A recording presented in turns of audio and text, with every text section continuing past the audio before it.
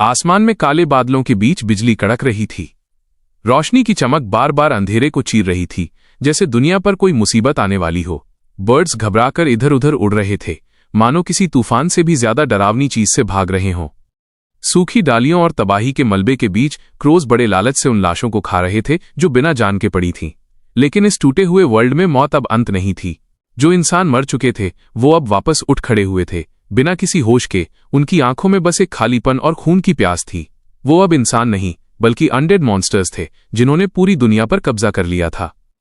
इस हंगामे के बीच एक आदमी बहुत ही बुरी हालत में खड़ा था। उसका शरीर जख्मों से भरा हुआ था, कपड़े फटे हुए थे और खून सूख चुका था। उसके चेहरे पर गहरी थकान थी, लेकिन आंखों में अभी भी गुस्सा और दर्द जल रहा था। ये आदमी था ये जोंग। धोखे ने उसका सब कुछ खत्म कर दिया था। उसने कभी सपने में भी नहीं सोचा था कि उसकी अपनी टीम के मेंबर्स ही उसे धोखा देंगे। इसी बीच उसके आसपास के ज़ॉम्बीज इवॉल्व होने लगे थे। उनकी पीठ पर अजीब तरह के उभार आ गए थे, जैसे उनके अंदर से कोई भयानक चीज निकलने वाली हो। वो और भी ज्यादा एग्रेशन के साथ हमला कर रहे थे, जैसे वो ये जोंग की होपलेस कंडीशन का मजा ले रहे हों। ये दुनिया 10 साल पहले ही खत्म हो चुकी थी। वो यादें उसके दिमाग में ताज़ा हो गईं। वो दिन जब सब कुछ बदल गया था। कुछ ही वक्त में धरती के 90% लिविंग बींग्स इन्फेक्ट होकर डरावने मॉन्स्टर्स बन गए थे और बचे हुए इंसानों को शिकार बना रहे थे। शहर तबाह हो गए, सिविलाइजेशन खत्म हो गई और डर के मारे इंसानियत कहीं खो गई थी। इस तबाही के बीच आसमान से कुछ गिरा, एक ऑरेंज कलर की चमकती हुई चीज जिसे UHL कहा गया। UHL के आने के बाद इंसानों ने देखा कि ज़ॉम्बीज के दिमाग में क्रिस्टल्स छुपे होते हैं। इन क्रिस्टल्स को यूज करके वो UHL से कमाल के आइटम्स, वेपन्स, रिसोर्सेज और यहां तक कि जेनेटिक मेडिसिन भी ले सकते थे, जिससे कोई भी सुपरनैचुरल पावर हासिल कर सकता था। और तब से एक कभी न खत्म होने वाली लड़ाई शुरू हो गई। हर कोई UHL पे कब्जा करना चाहता था। हर कोई सर्वाइवल के लिए लड़ रहा था। ये दुनिया एक क्रूर सर्वाइवल गेम बन चुकी थी। बाकी लोगों की तरह ये जोंग के पास भी जिंदा रहने के लिए खुद को बदलने के अलावा कोई रास्ता नहीं था। ये जोंग ने अपने सारे पुराने उसूल तोड़ दिए। उसने कड़ी ट्रेनिंग की, अपने शरीर और दिमाग को उस हद तक पुश किया जो बर्दाश्त के बाहर था। सालों तक अपनी स्किल्स को तेज किया और फाइनली एक टीम में जगह बनाई। ये जोंग को लगा था कि उसकी मेहनत उसे एक बेहतर जिंदगी देगी। अगर वो काफी स्ट्रगल करेगा तो वो सरवाइव कर लेगा। लेकिन रियलिटी कुछ और ही थी। धोखे ने वो सब तोड़ दिया जो उसने बनाया था। ये जोंग एक ऐसी सिचुएशन में फंस गया जहां वो मौत के बिल्कुल सामने था। एक पल में वो उम्मीद जो उसने पकड़ रखी थी चूर चूर हो गई। उस वक्त उस भयानक दर्द के बीच उसके दिमाग में बस एक ही बात आई, ये सब का अंत है। लेकिन मौत वैसे नहीं आई जैसा उसने सोचा था। होश एक अजीब तरीके से वापस आया। ये जोंग ने अपनी आंखें खोलीं। वो एक कंफर्टेबल बेड पर लेटा हुआ था। उसका शरीर साफ था, कोई जख्म नहीं। खिड़की से सॉफ्ट सनलाइट आ रही थी जो एक शांत सुबह का इशारा था। उसके बगल में सी नाम की एक लड़की अभी भी गहरी नींद में थी। ये जोंग सुन पड़ गया। ये नामुमकिन था। उसका दिमाग ये समझने की कोशिश कर रहा था कि क्या हो रहा है, पर सब कुछ एक इल्यूजन लग रहा था। उसे यकीन था कि वो मर चुका है, लेकिन वो यहां कैसे हो सकता है। उसने पूरे कमरे को देखा, हर एक डिटेल को पहचाना और उसके मन में अजीब फीलिंग्स आने लगी। ये घर उसका था। 10 साल पहले, दुनिया खत्म होने से पहले वो यहीं रहता था। जब उसकी नजर टेबल पर रखी घड़ी पर गई तो उसकी धड़कन एक पल के लिए रुक गई। ईयर 2220, डेट 10 सितंबर। ये वो साल था जब अभी कुछ भी नहीं हुआ था। एपोकैलिप्स शुरू होने से पहले का साल। उसने अपनी आंखें बंद की, इस सच्चाई को मानने से इनकार करते हुए। वो सब फिर से नहीं झेलना चाहता था। वो दुनिया को नर्क बनते हुए नहीं देखना चाहता था। अपने जानने वालों को मॉन्स्टर्स बनते हुए नहीं देखना चाहता था। लेकिन फिर उसे एहसास हुआ, ये सिर्फ एक सपना नहीं है, ये एक मौका है। ये जोंग के पास अब वो चीज थी जो दुनिया में किसी के पास नहीं थी।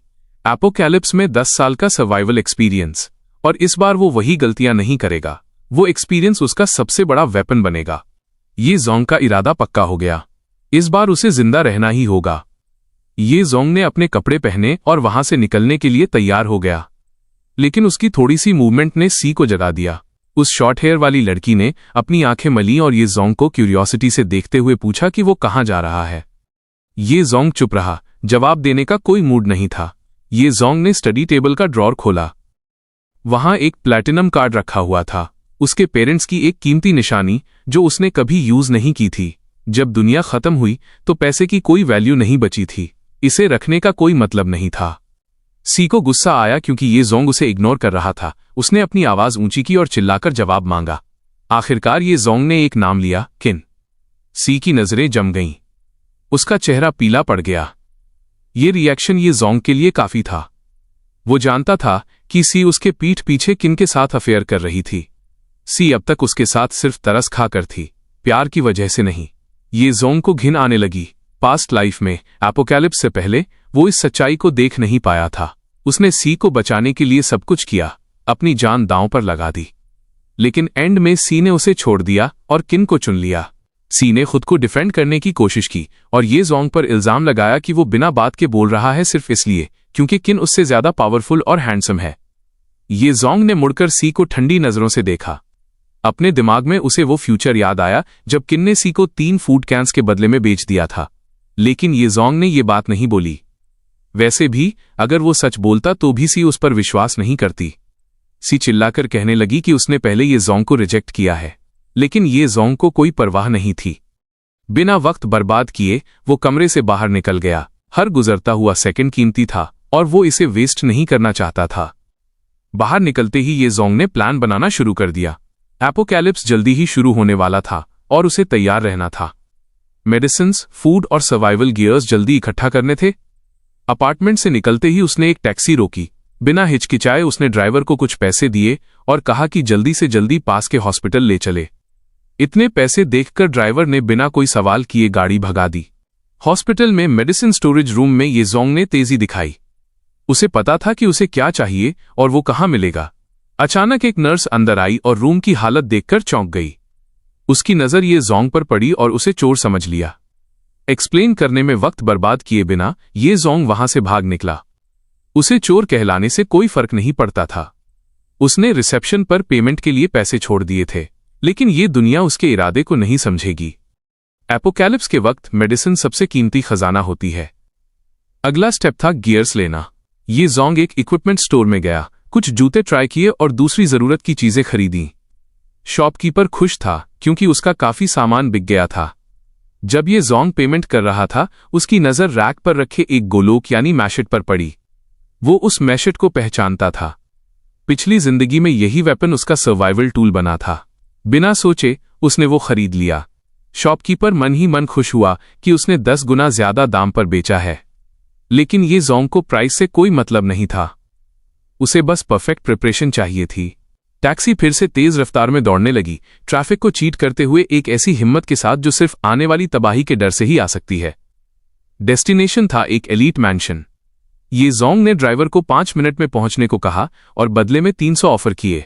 ये सुनते ही ड्राइवर ने एक्सेलरेटर दबा दिया, राहगीरों की गुस्से भरी नजरों को इग्नोर करते हुए। कार में बैठे ये जोंग का दिमाग तेजी से चल रहा था। यूएचएल, यही उसका मेन गोल था। वो रिसोर्स जो सब कुछ बदल सकता है। वाटर, फूड, वेपन्स और यहां तक कि स्पेशल एबिलिटीज, सब कुछ उसे स्पिन करके मिल सकता है। अगर सरवाइव करना है तो उसे सबसे पहले उस पर कब्जा करना होगा। उसकी यादों के हिसाब से यूएचएल उसी मैंशन में गिरने वाला था जहां वो जा रहा था। जब टैक्सी मैंशन के गेट के पास पहुंची तो एक सिक्योरिटी गार्ड ने रोका और अंदर जाने से मना कर दिया।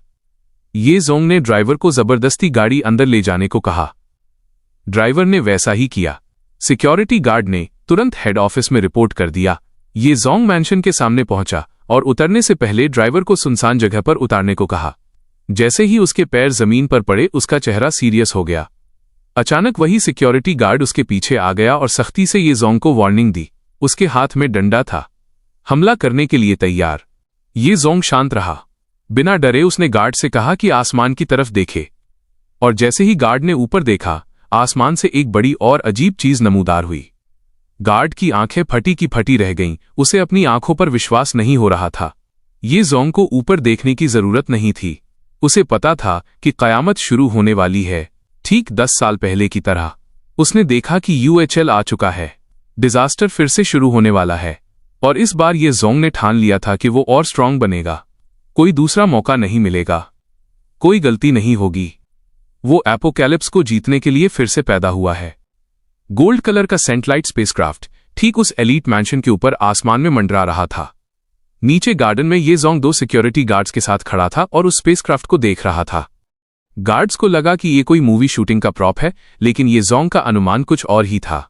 अपनी पिछली जिंदगी की यादों से वो जानता था कि ये सिर्फ दिखावा नहीं है, हमला शुरू होने वाला है।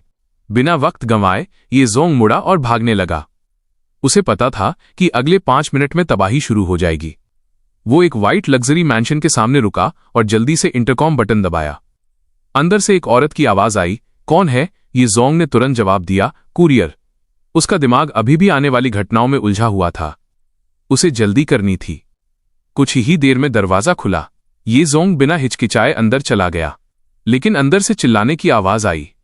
घर की मालकिन ने ये जोंग को शक की नजर से देखा। वो समझ गई कि ये आदमी कुरियर वाला नहीं है। गुस्से में उसने ये जोंग को घर से निकालने को कहा और पुलिस बुलाने की धमकी दी। ये जोंग ने उसे देखा और समझ गया कि इस औरत के पास लड़ने की कोई काबिलियत नहीं है। तभी एक जोरदार धमाका हुआ। शीशे थरथरा गए। औरत घबरा कर खिड़की की तरफ भागी। बाहर का मंजर देखकर वो डर गई, लेकिन जब उसने ये जोंग को देखा जो बिल्कुल शांत खड़ा आसमान को घूर रहा था, तो वो और भी परेशान हो गई। बाहर स्पेसक्राफ्ट से अजीब चीजें गिरने लगी थीं। बड़े बड़े कैप्सूल जमीन पर गिरकर सब कुछ तोड़ रहे थे। लोगों की चीख पुकार मच गई थी। थोड़ी दूर एक आदमी डर के मारे एक कैप्सूल को देख रहा था। वो धीरे धीरे उसके पास गया। अचानक कैप्सूल खुला और उसमें से घना हरा धुआं निकला। आदमी खांसने लगा और वो जहरीली गैस उसके अंदर चली गई। कुछ ही सेकंड्स में उसका शरीर बदलने लगा। स्किन सफेद पड़ गई, मुंह से झाग निकलने लगा और आंखें सफेद हो गईं। देखते ही देखते वो इंसान से एक भयानक मॉन्स्टर बन गया। मैंशन के बाहर चीखने की आवाजें आने लगीं। ये जोंग अभी भी खिड़की से बाहर देख रहा था, पर्दे को जोर से पकड़े हुए। बाहर का नजारा नर्क बन चुका था। उसके पीछे खड़ी पिंक ड्रेस वाली औरत घबराहट में पूछने लगी कि लोग क्यों चिल्ला रहे हैं। ये जोंग चुप रहा। औरत चिढ़ गई और सिक्योरिटी को कॉल करने के लिए फोन उठाया, लेकिन ये जोंग ने उस पर ध्यान नहीं दिया और सीधा किचन की तरफ भागा।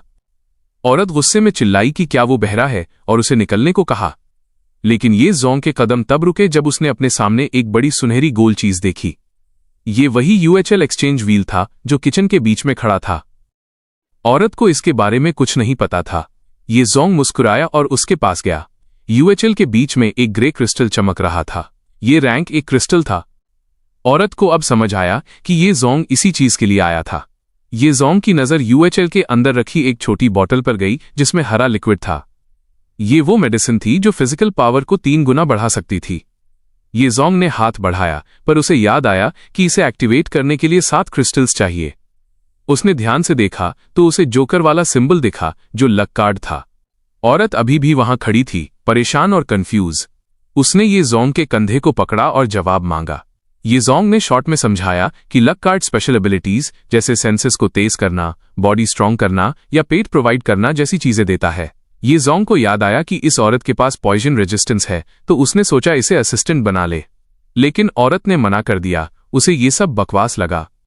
ये जोंग ने बहस नहीं की, बस कहा कि ध्यान से सुनो, बाहर की चीखें अब बंद हो गई हैं। औरत ने सुनने की कोशिश की और पाया कि सच में शांति छा गई है। डर और क्यूरियोसिटी में वो दरवाजे की तरफ भागी, ये देखने के लिए कि क्या हुआ है। ये जोंग वहीं खड़ा रहा। उसे लगा ये औरत मौत को दावत दे रही है। जैसे ही औरत ने दरवाजा खोला, सामने एक डरावना मॉन्स्टर खड़ा था। उसका खून तुरंत जम गया, मुंह खुला रह गया, लेकिन चीख गले में ही अटक गई।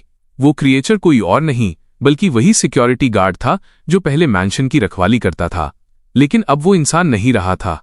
उसकी स्किन सड़ चुकी थी, आंखें बिना किसी जान के खाली थीं और मूवमेंट्स अजीब लेकिन भूख से भरी थीं। इससे पहले कि वो रिएक्ट कर पाती, उस ज़ॉम्बी ने औरत को जोर से जकड़ लिया। उसकी पकड़ मौत जैसी मजबूत थी। ज़ॉम्बी का मुंह बुरी तरह खुला हुआ था और उसकी जीभ बाहर लटकी हुई बहुत घिनौनी लग रही थी। उसकी सड़ी हुई सांसें औरत के चेहरे पर लग रही थीं। घबराहट में औरत ने उस क्रिएचर के सिर को दूर धकेलने की पूरी कोशिश की, लेकिन ज़ॉम्बी की पकड़ और मजबूत होती गई। आखिरकार उसकी चीख निकल ही गई और वो किसी से बचाने की भीख मांगने लगी। ज़ॉम्बी और भी ज्यादा एग्रेसिव हो गया और जबरदस्ती औरत के हाथ हटाने लगा। एक जोरदार झटके के साथ औरत फर्श पर जा गिरी, लेकिन इससे पहले कि ज़ॉम्बी आगे कुछ कर पाता, कुछ ऐसा हुआ जिसकी उम्मीद नहीं थी।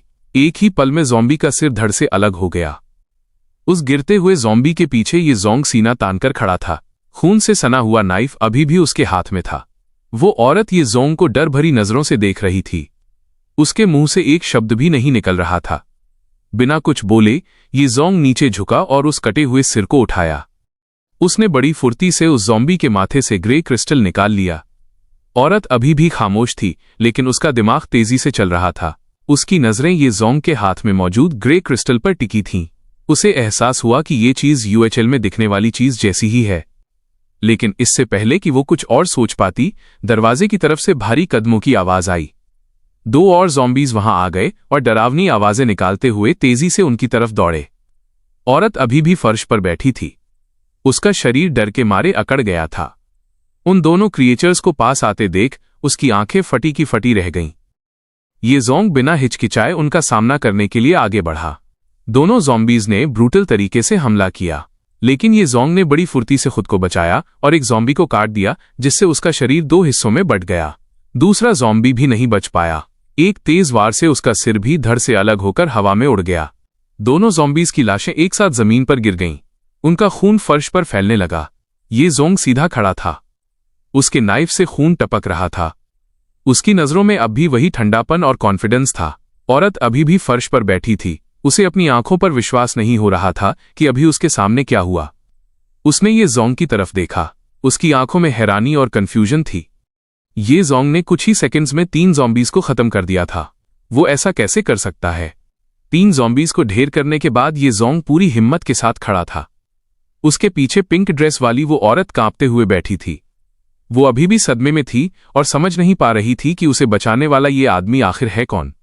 बिना किसी झिझक के ये ज़ोंग ने अपना नाइफ वापस रखा और अपना नाम ये ज़ोंग बताया। इसके बाद उसने भी वही सवाल पूछा, क्योंकि वो उस औरत की पहचान जानना चाहता था। औरत ने अपनी सांसें दुरुस्त की और अपना नाम बताया, शिनफेई। ये ज़ोंग की आंखें हैरानी से फैल गईं। उसके चेहरे का रंग बदल गया। उसे अपने कानों पर विश्वास नहीं हुआ। जिस औरत को उसने अभी बचाया है वो शिनफेई है। वो इंसान जो आने वाले 10 सालों के फ्यूचर में एक 9 स्टार लेजेंड बनने वाली थी। शिनफेई ने उसका शुक्रिया अदा किया, लेकिन वो अभी भी हालात को लेकर कंफ्यूज थी। वहीं दूसरी तरफ ये ज़ोंग अपने ख्यालों में खो गया। उसे याद आने लगा कि फ्यूचर में शिनफेई कितनी पावरफुल थी। शिनफेई ने हालात न समझते हुए ये ज़ोंग से पूछा कि आखिर ये सब क्या हो रहा है। बिना देर किए ये ज़ोंग ने समझाया कि धरती पर बहुत बड़ा हमला हुआ है, जिसकी वजह से ज्यादातर इंसान ज़ॉम्बी बन चुके हैं। लेकिन शिनफेई को इस भयानक सच पर विश्वास करना मुश्किल हो रहा था। अपनी बात साबित करने के लिए ये ज़ोंग ने जमीन पर पड़े एक ज़ॉम्बी का सिर उठाया और आसानी से उसके माथे से ग्रे क्रिस्टल निकालकर दिखाया। हालांकि ये ज़ोंग को दुनिया की हालत पता थी, लेकिन उसे भी नहीं पता था कि इस हमले के पीछे असली मास्टरमाइंड कौन है। ये ज़ोंग ने अपनी बात आगे बढ़ाई और कहा कि सभी इंसान ज़ॉम्बी नहीं बने हैं। कुछ लोग अभी भी जिंदा हैं, लेकिन उनकी तादाद ज़ॉम्बीज के मुकाबले बहुत कम है। शिनफेई को उम्मीद थी कि सरकार और मिलिट्री उन्हें बचा लेगी, लेकिन ये ज़ोंग ने बस अपने हाथ में क्रिस्टल को कसकर पकड़ा और ज़ॉम्बी के सिर को एक तरफ फेंक दिया। शिनफेई की उम्मीद उसे बहुत बचकानी लगी। सपाट लहजे में ये ज़ोंग ने साफ कर दिया कि सरकार और मिलिट्री सब खत्म हो चुका है। अब खुद के अलावा किसी और पर भरोसा नहीं किया जा सकता। ये ज़ोंग ने अपना अंगूठा ऊपर उठाया और बाहर की तरफ इशारा किया। दुनिया बदल चुकी है और अब यहां सिर्फ ज़ॉम्बीज की दुनिया है। शिनफेई ने अपने दोनों हाथों से अपना मुंह ढक लिया। वो अपनी हैरानी को दबाने की कोशिश कर रही थी। ज़ॉम्बीज से भरी दुनिया का ख्याल ही उसे डराने के लिए काफी था। उसका शरीर कांपने लगा। इस बीच ये ज़ोंग शिनफेई को देख रहा था। उसे यकीन करना मुश्किल हो रहा था कि जो औरत उसके सामने खड़ी है वो आगे चलकर इतनी महान बनेगी। लेकिन हो सकता है कि शिनफेई के अंदर वाकई कुछ खास हो। और इस वक्त ये ज़ोंग को एक साथी की सख्त जरूरत थी। मजबूत कदमों के साथ ये ज़ोंग घर के अंदर चला गया और शिनफेई को पीछे आने का इशारा किया। उसने वादा किया कि वो उसे ज़ॉम्बी वर्ल्ड में जिंदा रहने के नियम समझाएगा। बिना वक्त बर्बाद किए ये ज़ोंग ने उसे यूएचएल यानी क़यामत के व्हील के बारे में बताना शुरू किया। ये वो जरिया था जिससे इस तबाह हो चुकी दुनिया में रिसोर्सेज और हथियार मिल सकते थे। शिनफेई ने उस व्हील को ध्यान से देखा और ये ज़ोंग की बात सुनी कि इसे एक्टिवेट करने के लिए खाली स्लॉट्स को भरना पड़ता है। स्लॉट्स को देखकर शिनफेई समझ गई कि इनका साइज उन क्रिस्टल्स जैसा है जो ज़ॉम्बीज से मिले थे। वो तुरंत समझ गई कि व्हील को एक बार घुमाने के लिए उन्हें 7 ज़ॉम्बी क्रिस्टल्स की जरूरत होगी। ये ज़ोंग ने सिर हिलाकर उसकी बात सही मानी, लेकिन उसने ये भी बताया कि जितना बड़ा इनाम चाहिए होगा उतने ही ज्यादा क्रिस्टल्स की जरूरत पड़ेगी। ये सब सुनने के बाद शिनफेई को समझ आ गया कि ये व्हील कैसे काम करता है। उसकी सीखने की स्पीड देखकर ये ज़ोंग इंप्रेस हो गया। मन ही मन उसने माना कि शिनफेई काफी समझदार है। शिनफेई ने पूछा कि ये ज़ोंग को ये सब कैसे पता है, लेकिन ये ज़ोंग के पास इसका कोई सही जवाब नहीं था। वो इस टॉपिक को लंबा नहीं खींचना चाहता था, इसलिए उसने बात बदल दी। उसने शिनफेई को ऑफर दिया कि वो पहली बार व्हील घुमाए। शिनफेई ने जोश में सिर हिलाया। वो अपनी किस्मत आजमाने के लिए तैयार थी। बाहर जाने से पहले ये जोंग ने शिनफेई को सख्त हिदायत दी कि किसी भी हाल में दरवाजा न खोले। वो और ज़ॉम्बीज़ का शिकार करने के लिए बाहर जाने वाला था। शिनफेई हैरान थी कि ये जोंग ज़ॉम्बीज़ का शिकार क्यों करना चाहता है। बाहर की दुनिया नर्क बन चुकी थी, जहां ज़ॉम्बीज़ के झुंड शिकार की तलाश में घूम रहे थे। इसी बीच ये जोंग ने शिकार शुरू कर दिया। उसका नाइफ मौत की रफ्तार से चल रहा था। वो ज़ॉम्बीज़ के सिर और गर्दन काट रहा था। जैसे ही एक ज़ॉम्बी गिरता, आवाज सुनकर और भी ज़ॉम्बीज़ आ जाते। बिना डरे ये जोंग हमलों का सामना करता रहा। वो बड़ी फुर्ती से वार करता, सड़े हुए शरीरों को काटता और उन पर कूद पड़ता। एक ज़ॉम्बी को उसने जोरदार लात मारकर गिराया और तुरंत उसका सिर काटकर ग्रे क्रिस्टल निकाल लिया। तभी दूर से किसी के चिल्लाने की आवाज आई। एक अनजान औरत घबराती हुई ये जोंग की तरफ दौड़ी। उसके पीछे 2 ज़ॉम्बीज़ पड़े थे। वो ये जोंग को उम्मीद भरी नजरों से देख रही थी। बिना सोचे वो औरत सीधे ये जोंग के पीछे छुप गई। ये जोंग ने उन ज़ॉम्बीज़ को घूर कर देखा और एक ही झटके में उन पर हमला कर दिया। उसका हथियार उनके सड़े हुए मांस को काटता हुआ निकल गया और वो जमीन पर गिर पड़े। लेकिन इससे पहले कि हालात सामान्य होते, जिस औरत को उसने बचाया था वो दर्द से कराहने लगी। उसका शरीर कांपने लगा। कुछ ही सेकंड्स में उसका चेहरा डरावना हो गया। स्किन काली पड़ गई, आंखों की रोशनी चली गई और वो जंगली जानवर की तरह गुर्राने लगी। ये जोंग ने जरा भी इंतजार नहीं किया। एक तेज वार के साथ उसने अपना नाइफ उस औरत की गर्दन में उतार दिया, जो अब ज़ॉम्बी बन चुकी थी। वो लाश वहीं ढेर हो गई। शाम होने लगी थी और आसमान का रंग बदलने लगा था। जब ये जोंग को यकीन हो गया कि आसपास कोई खतरा नहीं है, तो वो उस लग्जरी मैंशन में वापस लौट आया। आज का शिकार काफी अच्छा रहा था। उसने 11 ग्रे क्रिस्टल्स जमा कर लिए थे। शिनफेई ने खुशी से उसका स्वागत किया और उसकी कामयाबी देखकर हैरान थी। पुराने 3 क्रिस्टल्स को मिलाकर अब उनके पास कुल 14 क्रिस्टल्स थे। इसका मतलब वो यूएचएल को 2 बार घुमा सकते थे। ये जोंग ने शिनफेई को दिखाने के लिए तैयारी की कि ये कैसे काम करता है। उसने ध्यान से 7 क्रिस्टल स्लॉट्स में लगा दिए और बटन दबाकर व्हील को घुमा दिया। दोनों ही बड़े ध्यान से देख रहे थे। दोनों के मन में सवाल था कि पहले स्पिन में क्या मिलेगा। ये जोंग को उम्मीद थी कि कम से कम दवाइयां मिल जाएं, लेकिन जब व्हील रुका तो इनाम सामने आया। 4 खाने के डिब्बे। ये जोंग सन्न रह गया। उसके चेहरे पर मायूसी साफ थी। हालांकि खाना जरूरी था, लेकिन ये उसकी उम्मीद के मुताबिक नहीं था। जब ये जोंग अपनी मायूसी से जूझ रहा था, शिनफेई ने फ्रिज खोलकर खाने का सामान चेक किया। उसने सब कुछ ठीक से रखा और कहा कि इतना खाना काफी समय तक चल जाएगा। लेकिन ये जोंग को अभी भी झटका लगा था। अपनी निराशा को किनारे रखकर उसने शिनफेई को मौका दिया। व्हील घुमाने का मौका पाकर शिनफेई बहुत खुश हुई। जब शिनफेई ने क्रिस्टल को हाथ लगाया तो ये जोंग उसे गौर से देख रहा था। वो सोच रहा था कि क्या शिनफेई की किस्मत उससे बेहतर होगी। शिनफेई ने सावधानी से क्रिस्टल्स लगाए और बटन दबा दिया। व्हील घूमने लगा और एक मैकेनिकल आवाज गूंजने लगी। ये जोंग पीछे खड़ा होकर सब देख रहा था। वो जानता था कि इस स्पिन का रिजल्ट उनकी लड़ने की ताकत बढ़ाने के लिए बहुत जरूरी हो सकता है। वो उम्मीद कर रहा था कि शिनफेई का लक उससे अच्छा हो। शिनफेई ने उत्सुकता से पूछा कि उसे क्या मिला है। जब ये जोंग ने देखा तो पता चला कि शिनफेई को एलिमिनेशन कार्ड मिला है। ये एक बहुत ही काम की और रेयर चीज थी। ये जोंग सचमुच हैरान था कि शिनफेई को ये इतनी आसानी से मिल गया। लेकिन शिनफेई को अभी भी समझ नहीं आया था कि ये कार्ड क्या है। ये जोंग ने समझाया कि एलिमिनेशन कार्ड से हम आइटम सिलेक्शन में से किसी एक बेकार इनाम को हटा सकते हैं। ये कार्ड आगे चलकर बहुत काम आएगा, खासकर जब उन्हें किसी खास हथियार या स्किल की जरूरत होगी। इससे कीमती चीजें मिलने के चांस बढ़ जाते हैं। ये सुनकर शिनफेई को यकीन नहीं हुआ कि उसे इतनी काम की चीज मिली है। ये जोंग शिनफेई की जबरदस्त किस्मत देखकर हैरान था। शिनफेई ने बताया कि वो लकी ड्रॉ में काफी लकी रही है। एक बार तो उसने सुपरमार्केट के लकी ड्रॉ में एक जिंदा गाय जीत ली थी। ये सुनकर ये जोंग को और भी ताज्जुब हुआ, क्योंकि वो खुद कभी इतना लकी नहीं रहा था। एलिमिनेशन कार्ड को हवा में उठाकर शिनफेई उसे खुशी से देखने लगी। उधर ये जोंग सोचने लगा कि वो शिनफेई की इस किस्मत का इस्तेमाल आगे के सफर में कैसे कर सकता है। अगले दिन कयामत के दूसरे दिन शिनफेई ने देखा कि ये जोंग अपने बैटल गियर्स पहनकर और हाथ में नाइफ लेकर तैयार है। उसने पूछा कि वो कहाँ जा रहा है। ये जोंग ने बताया कि वो क्रिस्टल्स जमा करने जा रहा है। शिनफेई को उम्मीद नहीं थी कि वो इतनी सुबह चला जाएगा। वो पीछे से उसके मजबूत इरादों और गंभीरता को देख रही थी। ये जोंग की लगन देखकर शिनफेई को लगने लगा कि उस पर भरोसा किया जा सकता है। ये जोंग के जाने के बाद शिनफेई मुड़ी और उसने घर में रहते हुए कुछ काम की चीजें करने का फैसला किया। शिनवेई पूरे कॉन्फिडेंस के साथ किचन की तरफ बढ़ती है। अपनी कमर पर हाथ रखकर वो खड़ी हो जाती है और किचन को चारों तरफ से देखने के बाद वो नाइफ और स्पैटुला उठा लेती है। शिनवेई बड़े ही जोश के साथ खाना बनाने की तैयारी शुरू कर देती है। कुछ ही देर बाद येजोंग उम्मीद से थोड़ा जल्दी वापस आ जाता है। येजोंग को आया हुआ देखकर शिनवेई तुरंत उसके पास जाती है, लेकिन येजोंग का एक्सप्रेशन थोड़ा थका हुआ और उदास लग रहा था। उसने बताया कि उसके पास एक गुड न्यूज़ है और एक बैड न्यूज़। शिनवेई जो बहुत क्यूरियस हो रही थी, उसने येजोंग से पहले गुड न्यूज़ बताने को कहा। येजोंग ने बताया कि उनके आसपास के सभी लोग ज़ॉम्बी बन चुके थे सिवाय उन दोनों के, और सबसे हैरान करने वाली बात ये थी कि येजोंग ने उन सारे ज़ॉम्बीज़ को ख़त्म कर दिया था। शिनवेई येजोंग की पावर देखकर काफ़ी इम्प्रेस हो गई, लेकिन वो अभी भी बैड न्यूज़ सुनने का इंतजार कर रही थी। येजोंग ने अपना चेहरा हाथों से ढक लिया। उसके चेहरे पर मायूसी साफ दिख रही थी। भले ही उसने आसपास के सारे ज़ॉम्बीज़ मार दिए थे, लेकिन जो क्रिस्टल्स कलेक्ट हुए थे वो सिर्फ 21 ही थे। उन क्रिस्टल्स को देखकर शिनवेई ने सोचा कि कम से कम उनके पास व्हील ऑफ लक को कुछ बार घुमाने के लिए तो काफ़ी हैं। लेकिन येजोंग अभी भी सेटिस्फाइड नहीं था। उसने बताया कि उसने लगभग सारे घरों को चेक किया था, फिर भी इतने कम क्रिस्टल्स मिले। येजोंग की मेहनत के बारे में सोचकर शिनवेई अपनी हंसी नहीं रोक पाई। थका हुआ येजोंग बस एक गहरी सांस ले पाया और उसने पूछा कि क्या कुछ खाने को है, क्योंकि उसे बहुत तेज भूख लगी थी। शिनवेई का एक्सप्रेशन अचानक कंफ्यूजन और डाउट में बदल गया। उसने कहा कि कुछ खाना अवेलेबल तो है, लेकिन उसे पक्का नहीं पता कि येजोंग को वो पसंद आएगा या नहीं।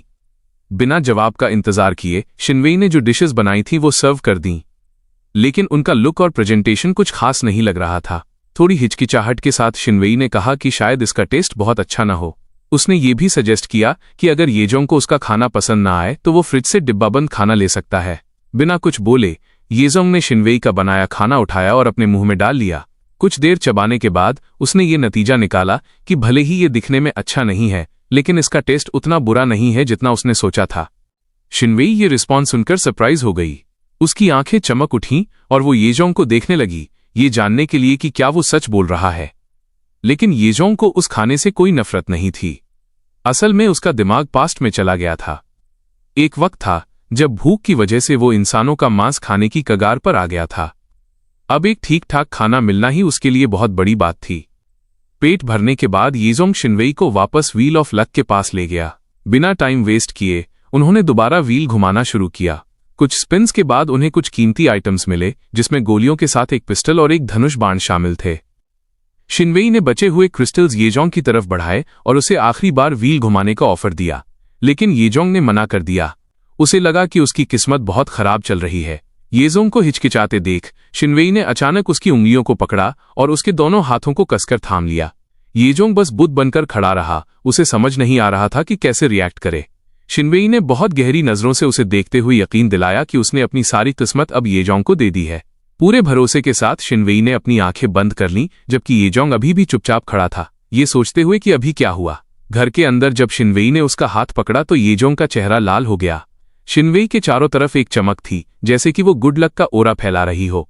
पूरे यकीन के साथ शिनवेई ने कहा कि उसने अपना लक येजोंग को ट्रांसफर कर दिया है। येजोंग बस हाँ में सिर हिला पाया और छोटा सा जवाब दिया, फिर अपना ध्यान सामने रखे व्हील ऑफ लक पर लगा दिया। अपनी आवाज में दम लाते हुए येजोंग ने एक्सप्लेन किया कि जो आइटम्स मिल चुके हैं वो दोबारा नहीं आएंगे और अब सिर्फ 6 आइटम्स बचे हैं। इससे उनके जीन एनहांसमेंट मेडिसिन पाने के चांसेस बढ़ जाते हैं। लेकिन इससे पहले कि येजोंग कुछ करता, शिनवेई अचानक आगे बढ़ी और उसके सामने खड़ी हो गई। हाथ में वो एलिमिनेशन कार्ड लिए जो उन्हें पहले मिला था। बिना किसी डर के शिनवेई ने कहा कि उन्हें इस कार्ड का इस्तेमाल बिस्किट के डिब्बे को हटाने के लिए करना चाहिए।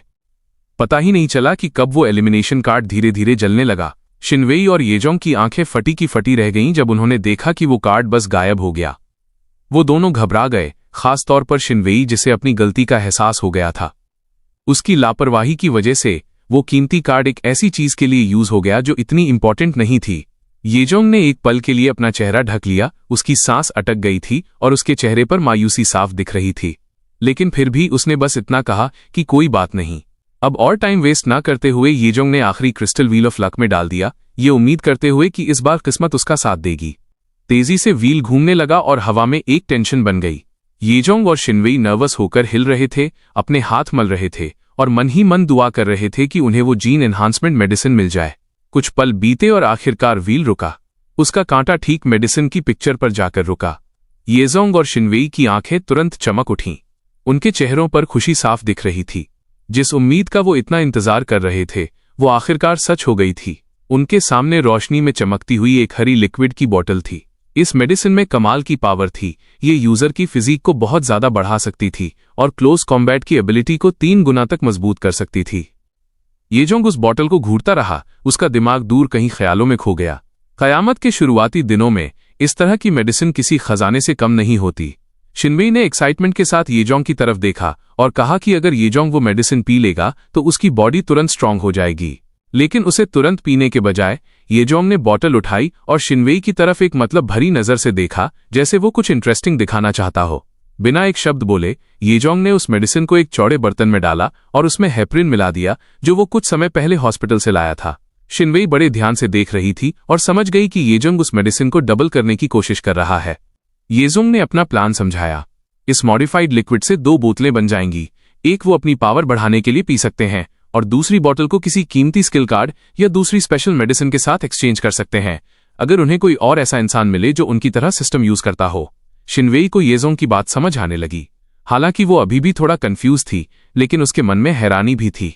येजोंग को इस मेडिसिन के बारे में इतना सब कैसे पता? बड़े ही शांत होकर येजोंग ने बताया कि मेडिसिन के लेवल को कंट्रोल करना पड़ता है। अभी लिक्विड का टेम्परेचर बहुत ज्यादा है और इसे थोड़ा कम करना होगा ताकि प्रोसेस सही से हो सके। छोटा सा इंस्ट्रक्शन देने के बाद येजोंग ने शिनवेई से वही स्टेप्स करने को कहा जो उसने अभी किए थे। बिना किसी डाउट के शिनवेई ने सिर हिलाया, ये दिखाते हुए कि वो समझ गई है। उसने बड़े ध्यान से हर स्टेप को फॉलो किया। इसका रिजल्ट ये हुआ कि जीन एनहांसमेंट मेडिसिन की एक बोतल अब 2 में बदल चुकी थी। शिनवेई के मन में फिर से सवाल आया कि येजोंग ये सब कैसे कर लेता है। लेकिन इससे पहले कि वो कुछ पूछती, येजोंग ने अचानक हाथ उठाया और शिनवेई को चुप रहने का इशारा किया। दूर से एक अजीब सी आवाज सुनाई दी, जिससे शिनवेई के माथे पर शिकन आ गई। बाहर कुछ तो था। येजोंग ने जल्दी से खिड़की की तरफ देखा और उसका चेहरा एकदम सीरियस हो गया।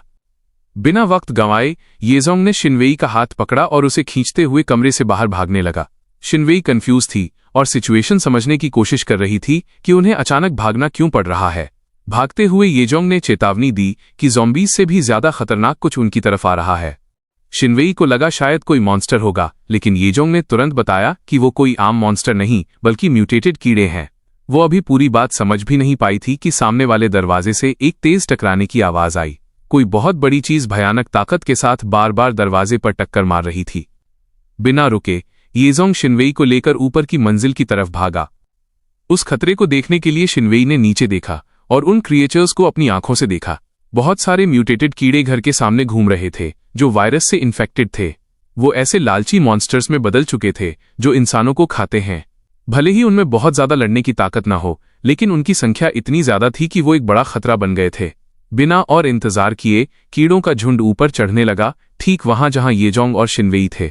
अब वो दोनों ऊपर वाले फ्लोर के एक बड़े कमरे में थे।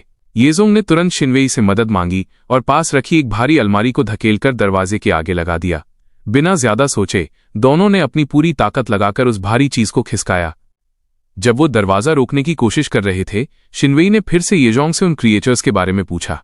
येजोंग ने बताया कि इस कयामत में सिर्फ इंसान ही ज़ॉम्बी नहीं बने हैं, बल्कि जानवर और पेड़ पौधों में भी भयानक म्यूटेशन हुआ है और वो सब भी जिंदा रहने के लिए इंसानों का शिकार कर रहे हैं। ये सुनकर शिनवेई हैरान रह गई, लेकिन इससे पहले कि वो कुछ बोल पाती, बाहर से फिर जोरदार टक्कर की आवाज आई। कोई चीज उनके कमरे में घुसने की कोशिश कर रही थी। येजोंग और शिनवेई दोनों ने उस दरवाजे की तरफ देखा जिसे उन्होंने अलमारी से ब्लॉक किया था। दूसरी टक्कर की आवाज और तेज थी, जिससे डरकर शिनवेई ने दौड़कर येजोंग को गले लगा लिया। वो बहुत डरी हुई थी और उसे समझ नहीं आ रहा था कि क्या करे। बस उसने येजोंग को कसकर पकड़ रखा था, लेकिन येजोंग शांत था। उसने शिनवेई को भरोसा दिलाया कि वो हमेशा उसके साथ है। इन शब्दों से शिनवेई को थोड़ी हिम्मत मिली। उसने धीरे से अपना सिर उठाया और येजोंग को भरोसे के साथ देखा, लेकिन खतरा अभी टला नहीं था। बड़े प्यार से येजोंग ने शिनवेई को खुद से अलग किया और उसे तुरंत छिपने के लिए कहा। उसने कहा कि वो तभी बाहर आए जब येजोंग उसे इशारा करे। शिनवेई के चेहरे पर अभी भी डाउट था, लेकिन येजोंग ने उसे यकीन दिलाया। पूरे कॉन्फिडेंस के साथ येजोंग ने प्रॉमिस किया कि वो सब कुछ जल्दी ही ठीक कर देगा। कोई और ऑप्शन ना होने पर शिनवेई दूसरे कमरे में जाकर छिप गई और येजोंग को वहीं दरवाजे के पीछे अकेला छोड़ दिया, जो उन कीड़ों के झुंड का सामना करने के लिए तैयार खड़ा था। जब आखिरकार उन मॉन्स्टर्स की ताकत से अलमारी टूट गई, तब भी येजोंग अपनी जगह से नहीं हिला। पूरे इरादे के साथ उसने जीन एनहांसमेंट मेडिसिन की बोतल खोली जो उन्हें अभी मिली थी। उसे इसके साइड इफेक्ट से नफरत थी, लेकिन वो जानता था कि इस बार उसे ये यूज करनी ही होगी। देखते ही देखते कीड़ों का सैलाब घर के अंदर भर गया। वो उस कमरे की तरफ बढ़ रहे थे जहां शिनवेई और येजोंग थे।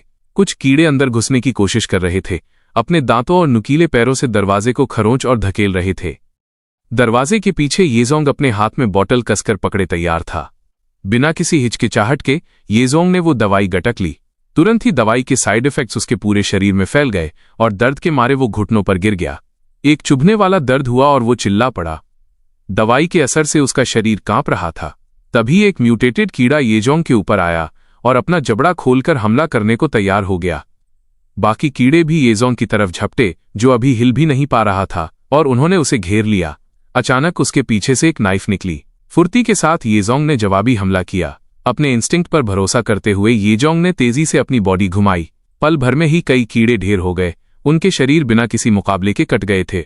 येजोंग की आंखें लाल थीं, सिर्फ दवाई की वजह से नहीं, बल्कि घर के अंदर मौजूद हर एक कीड़े को खत्म करने के इरादे से। उस चुभते हुए दर्द ने उसके गुस्से को और भड़का दिया था और वो नाइफ को और भी ब्रूटल तरीके से चलाने लगा। एक तेज चिल्लाहट के साथ उसने कीड़ों के शरीर चीर दिए। उनके बॉडी पार्ट्स जमीन पर बिखर गए। कुछ ही मिनटों में अंदर आए सारे कीड़े मारे जा चुके थे। येजोंग को एहसास हुआ कि इन कीड़ों की कोई ना कोई रानी जरूर होगी। बिना टाइम वेस्ट किए उसने सोचा कि उस रानी को खत्म करना होगा ताकि ये हमला पूरी तरह रुक जाए। जब येजोंग अपनी सांसें कंट्रोल करने की कोशिश कर रहा था, तभी अंधेरे में से एक ऐसा कीड़ा निकला जो बाकी सबसे बहुत बड़ा था। येजोंग ने तुरंत पहचान लिया कि यही वो क्वीन इंसेक्ट है जिसे वो ढूंढ रहा था। रानी ने पूरे कमरे में नजर घुमाई और जमीन पर अपने मरे हुए बच्चों को देखा। उसकी आंखों में गुस्सा भर गया। एक फुफकार के साथ रानी ने येजोंग पर हरे रंग का एसिड फेंका, लेकिन येजोंग ने तेजी से छलांग लगाई और उस हमले से बच गया। जिस जगह वो हरा लिक्विड गिरा, वहां की चीजें पिघलने लगीं, जिससे पता चल रहा था कि वो एसिड कितना खतरनाक था। येजोंग डरा नहीं। उसे पता था कि रानी अपने बच्चों की मौत का बदला लेगी। बिना रुके वो मॉन्स्टर पूरी स्पीड से उसकी तरफ झपटा। येजोंग तैयार था। उसे उस कीड़े की कमजोरी याद थी। जैसे ही वो पास आए, येजोंग ने छलांग लगाकर रानी की पीठ पर लैंड किया और अपना नाइफ तान लिया। एक जोरदार वार के साथ उसका हथियार रानी के वीक पॉइंट में घुस गया। एक तेज चीख सुनाई दी और वो विशाल शरीर जमीन पर गिर गया। खेल खत्म। येजोंग का नाइफ रानी के शरीर में गहराई तक धंसा हुआ था। येजोंग रानी के शरीर से नीचे उतरा और उस कमरे की तरफ चला जहां शिनवेई छिपी थी। बड़बड़ाते हुए उसे वो साइड इफेक्ट्स और भी ज्यादा तकलीफ देने लगे। जितनी ज्यादा वो ताकत इस्तेमाल करता, दर्द उतना ही बढ़ता जाता। जैसे ही येजोंग ने दरवाजा खोला, शिनवेई दौड़कर आई और उसे गले लगा लिया। शिनवेई का शरीर बुरी तरह कांप रहा था और उसके गालों पर आंसू बह रहे थे। येजोंग महसूस कर सकता था कि वो कितनी डरी हुई है। उसने भी धीरे से उसे गले लगाया और शांत करने की कोशिश की, लेकिन येजोंग जानता था कि आंसुओं से सच्चाई नहीं बदलेगी। ये कयामत का समय है और यहां कमजोरी के लिए कोई जगह नहीं है। शिनवेई ने भींगी आंखों से येजोंग को देखा और फिर जल्दी से अपने आंसू पोंछ लिए। कांपती हुई आवाज में शिनवेई ने कोशिश की कि वो ये बात न माने कि वो रो रही है। उसने बहाना बनाया कि कमरे में मरे हुए कीड़ों की जो भयानक बदबू फैली है, उसकी वजह से उसकी आंखों से आंसू आ रहे हैं। येजोंग बस उसे एक टीजिंग लुक के साथ देखता रहा, जैसे पूछ रहा हो कि क्या सच में यही वजह है। शिनवेई का चेहरा थोड़ा लाल हो गया। उसने जल्दी से सिर हिलाया और कहा कि इस बारे में और बात न करें। शिनवेई की नजर पूरे कमरे में बिखरे हुए कीड़ों की लाशों पर पड़ी। उसे समझ नहीं आ रहा था कि इन सबका क्या करना है। येजोंग ने बस एक हल्की सी मुस्कान दी और इसे एक बहुत बड़ी चीज बताया। शिनवेई को उसकी बात पर यकीन नहीं हुआ, लेकिन येजोंग ने तुरंत एक्सप्लेन किया कि इस अपोकलिप्स के बीच खाना बहुत मुश्किल से मिलेगा। भले ही अभी खाली घरों और सुपरमार्केट से कुछ सप्लाई मिल जाए, लेकिन अगले 1 साल में खाना सबसे कीमती चीज बन जाएगा। शिनवेई ने सिर हिलाया। उसे रियलाइज हुआ कि म्यूटेशन की वजह से अब इंसान खेती या जानवर पालने का काम नहीं कर पाएंगे। येजोंग ने अपनी 3 उंगलियां उठाईं और बताया कि इस कयामत में सिर्फ 3 मेन फूड सोर्सेज होंगे। पहला, वो खाना जो अभी एक्सपायर नहीं हुआ है। दूसरा, वो खाना जो व्हील से मिलेगा। और तीसरा, वो ड्रिंक और खाना जो मरे हुए कीड़ों के मांस से बनेगा। ये सुनते ही शिनवेई ने तुरंत अपना मुंह बंद कर लिया। वो अपनी घिन को रोकने की कोशिश कर रही थी। शक भरी आवाज में शिनवेई ने येजोंग की बात दोहराई। उसे यकीन नहीं हो रहा था कि उन्हें कीड़ों की लाशें खानी पड़ेंगी, लेकिन येजोंग ने उसे सीरियस होकर देखा और साफ कर दिया कि इंसानों को खाने से तो कहीं बेहतर है कि हम कीड़े खाएं। कीड़ों के हमले के बाद शिनवेई किचन में वापस गई और उन मरे हुए कीड़ों को काटने लगी। उसे बहुत घिन आ रही थी। लेकिन शिनवेई ने खुद को मजबूर किया कि उसे ये करना ही है। हाथ में 2 मीट क्लीवर्स लेकर शिनवेई ने उन तेज धार वाले हथियारों को चलाया और कीड़ों के मांस को प्रोसेस करने लगी। शिनवेई के पीछे खड़ा येजोंग उसे देख रहा था और उसने शिनवेई की तारीफ की कि उसने कीड़ों के मांस को बहुत अच्छे से हैंडल किया है। लेकिन शिनवेई को अभी भी समझ नहीं आ रहा था कि येजोंग इतनी घिनौनी चीज को लेकर इतना शांत कैसे रह सकता है। येजोंग को पूरी तरह तैयार देखकर शिनवेई को तुरंत समझ आ गया कि वो बाहर जाने वाला है। येजोंग ने कन्फर्म किया और बताया कि वो थोड़ा दूर जाएगा ताकि और ज्यादा क्रिस्टल्स जमा कर सके और आसपास के हालात की इन्फॉर्मेशन ले सके। शिनवेई के मन में डर बैठ गया, लेकिन वो जानती थी कि उसका काम फूड सप्लाई तैयार करना और जीन एनहांसमेंट मेडिसिन बनाना है। शिनवेई के चेहरे पर चिंता देखकर येजोंग ने उसे भरोसा दिलाया कि वो पक्का वापस आएगा। पूरे कॉन्फिडेंस के साथ येजोंग शिनवेई के घर से बाहर निकल गया और शिनवेई बस उसकी पीठ को तब तक देखती रही जब तक वो आंखों से ओझल नहीं हो गया। शाम के वक्त येजोंग सुनसान सड़कों पर अकेला दौड़ रहा था। सड़क किनारे बिखरी हुई ज़ॉम्बीज़ की लाशें इस दुनिया की बर्बादी की गवाह थीं। अचानक हवा में बचाओ बचाओ की चिल्लाने की आवाज गूंजी। येजोंग तुरंत अलर्ट हो गया। इतनी तेज आवाज सिर्फ और ज्यादा ज़ॉम्बीज़ को अट्रैक्ट करेगी। एक संकरी गली से होते हुए येजोंग बड़ी सड़क पर आया और देखा कि एक औरत फुटपाथ पर कमजोर हालत में बैठी है। उस औरत की नजरें उम्मीद भरी नजरों से येजोंग पर टिकी थीं। वो चाहती थी कि कोई उसे बचा ले। कांपते हुए शरीर के साथ उस औरत ने फिर से मदद की भीख मांगी। बिना किसी हिचकिचाहट के येजोंग ने तुरंत उस औरत का मुंह बंद कर दिया ताकि वो और ज्यादा अटेंशन न खींचे। और वही हुआ जिसका डर था। थोड़ी ही देर में सामने से ज़ॉम्बीज़ का एक झुंड आ गया। एक ज़ॉम्बी ने उस औरत के कपड़े पकड़ लिए। फुर्ती दिखाते हुए येजोंग ने उस औरत को खींचा और अपनी नाइफ घुमाई। उस सड़े हुए ज़ॉम्बी को एक ही वार में ढेर कर दिया। वो औरत हक्की बक्की रह गई। उसे येजोंग की स्पीड और स्किल पर यकीन नहीं हो रहा था। येजोंग ने तुरंत उस औरत को भागने के लिए कहा, जबकि वो खुद उन ज़ॉम्बीज़ का सामना करने के लिए वहीं डटा रहा। उसकी नाइफ लगातार हवा में लहरा रही थी। जो भी पास आता वो उसे काट डालता। बिना पीछे मुड़े वो औरत तब तक भागती रही जब तक उसे एक ऐसी बिल्डिंग नहीं मिल गई जिसका दरवाजा खुला था। सांस फूलने की वजह से वो हाँफ रही थी। वो अंदर घुसी और दरवाजा कसकर बंद कर लिया। डर के मारे उसका शरीर कांप रहा था, लेकिन तभी उसे गिल्ट फील हुआ। उसने जल्दी से दोबारा दरवाजा खोला और येजोंग को आवाज दी। उसे अपने साथ अंदर आने को कहा। आवाज सुनते ही येजोंग उस बिल्डिंग की तरफ भागा। दर्जनों ज़ॉम्बीज़ उसका पीछा कर रहे थे, अपने सड़े हुए हाथ उसकी तरफ बढ़ा रहे थे। ठीक हमला होने से पहले येजोंग ने बिल्डिंग के अंदर छलांग लगा दी। जैसे ही वो दरवाजा बंद करने वाला था, एक ज़ॉम्बी का हाथ बीच में आ गया जो उसे भयानक ताकत से रोक रहा था। उस घिनौने हाथ को देखकर वो औरत चीख पड़ी, लेकिन खतरा अभी टला नहीं था। जो ज़ॉम्बीज़ अंदर घुसने में कामयाब हो गए थे, उन्होंने उनका पीछा करना शुरू कर दिया। येजोंग और वो औरत सीढ़ियों से ऊपर भागने लगे। वो तब तक दौड़ते रहे जब तक लगभग सबसे ऊपर वाली मंजिल तक नहीं पहुंच गए। लेकिन थकान की वजह से उस औरत की रफ्तार कम होने लगी। उसकी सांसें उखड़ रही थीं, शरीर साथ छोड़ रहा था। और इससे पहले कि वो संभल पाती, एक ज़ॉम्बी ने उसका टखना पकड़ लिया। वो औरत डर के मारे चिल्ला पड़ी। येजोंग ने जैसे ही ये देखा, उसने अपनी नाइफ घुमाई और एक तेज मूव में ज़ॉम्बी की गर्दन उड़ा दी। माहौल एकदम से जम गया।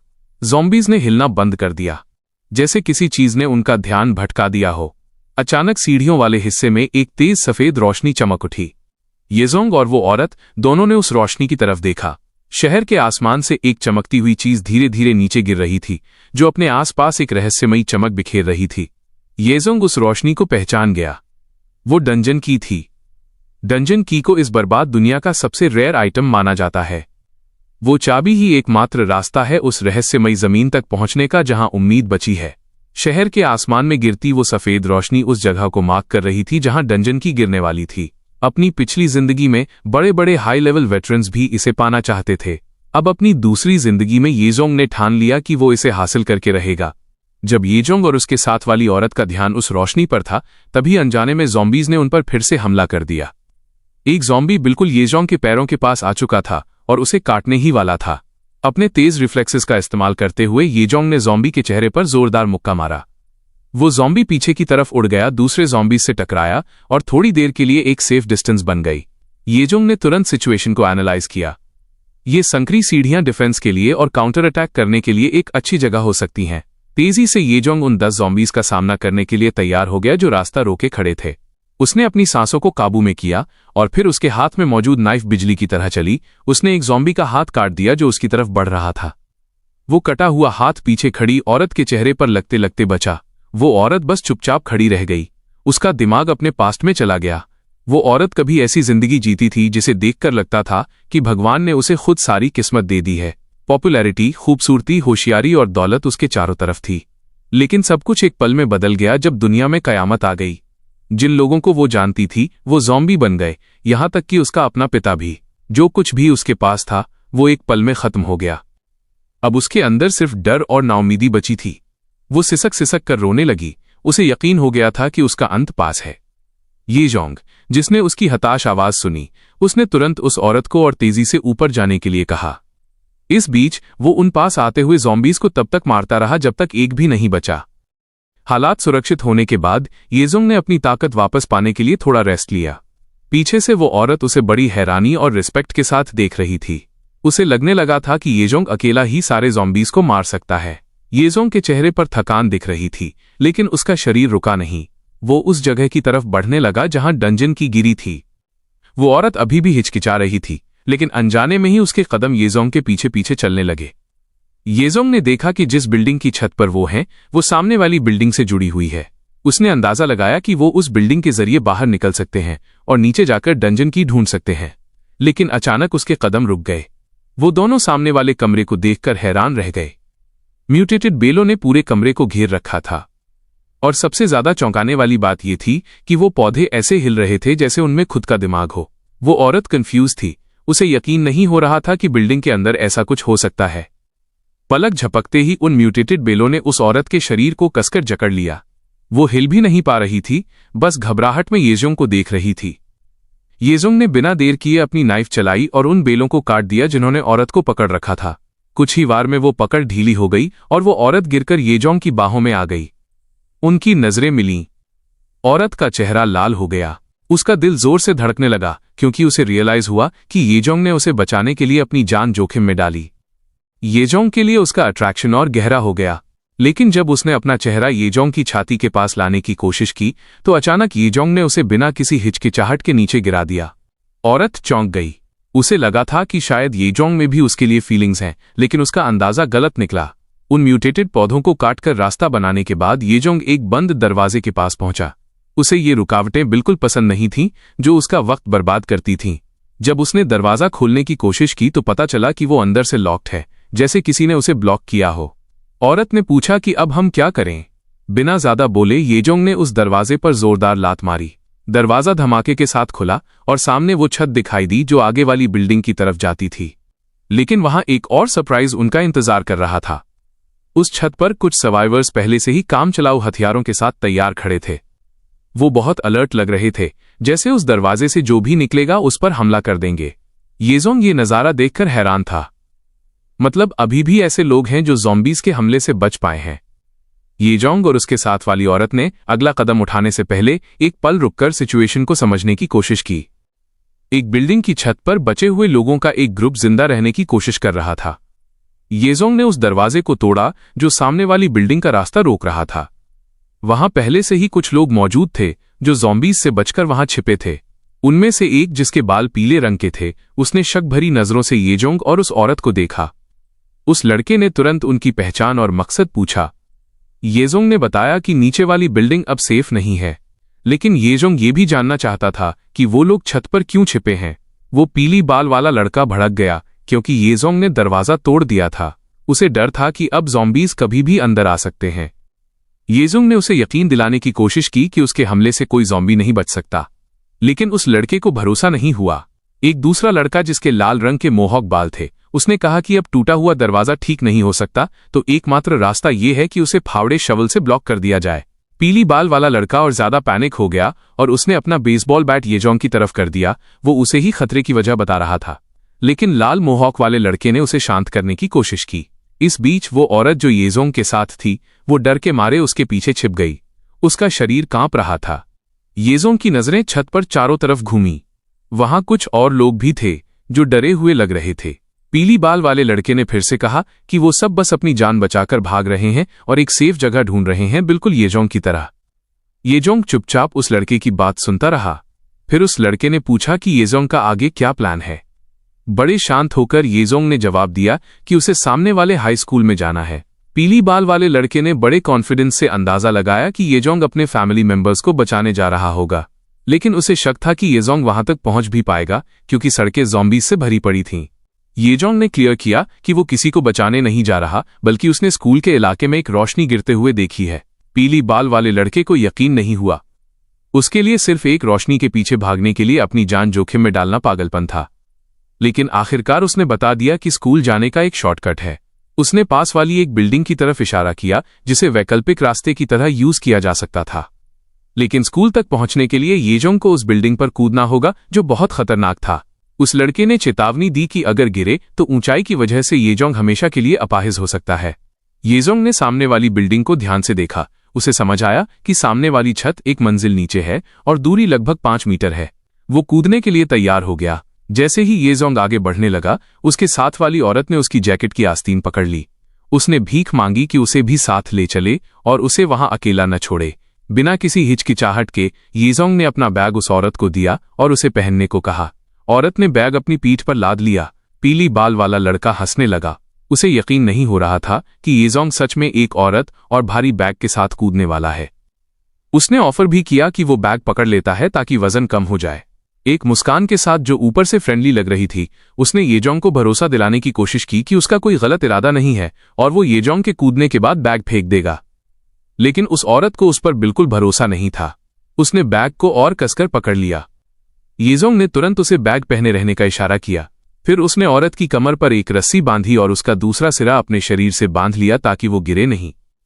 मजबूत कदमों के साथ येजोंग छत के किनारे पर खड़ा हो गया, कूदने के लिए बिल्कुल तैयार। लेकिन तभी पीली बाल वाले लड़के ने येजोंग का बायां हाथ दबाया और जोर देकर कहा कि बैग बहुत भारी है। अगर येजोंग फिर भी उसे ले जाने की जिद करेगा तो वो लड़का उसका हाथ तोड़ने में भी पीछे नहीं हटेगा। वो औरत उस पीली बाल वाले लड़के की हरकत पर बहुत गुस्से में थी, लेकिन येजोंग बस मुस्कुराया।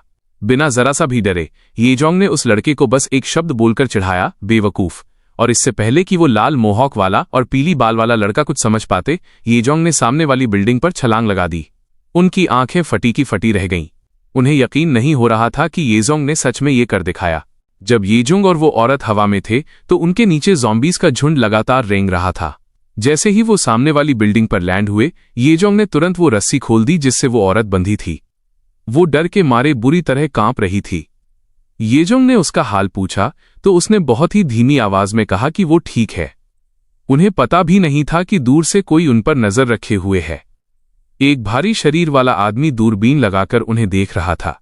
एक खुशी भरी मुस्कान के साथ उस आदमी ने अपनी जीभ बाहर निकाली और बड़बड़ाया कि उसे एक बहुत दिलचस्प शिकार मिल गया है।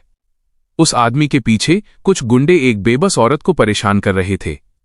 एक अंधेरे कमरे के अंदर वो औरत उस मोहॉक बाल वाले आदमी से खुद को बचाने की कोशिश कर रही थी। बाहर से भद्दी हंसी की आवाजें आ रही थीं। एक आदमी ने शर्त लगाई कि ये काम 1 मिनट में खत्म हो जाएगा और दांव पर ब्लू जैकेट वाले की सिगरेट लगी थी। लेकिन ब्लू जैकेट वाले ने मना कर दिया और कहा कि ऐसी जगह जहां शराब मिलना भी मुश्किल है, वहां उसने बड़ी मुश्किल से बगल वाले कमरे में एक बूढ़े की लाश से सिगरेट ढूंढी है। हरे कपड़े वाले आदमी ने बड़े आराम से कहा कि ये तो आम बात है। अगर उन्हें वाइन चाहिए तो वो सिर्फ प्रिंसिपल के ऑफिस में मिल सकती है।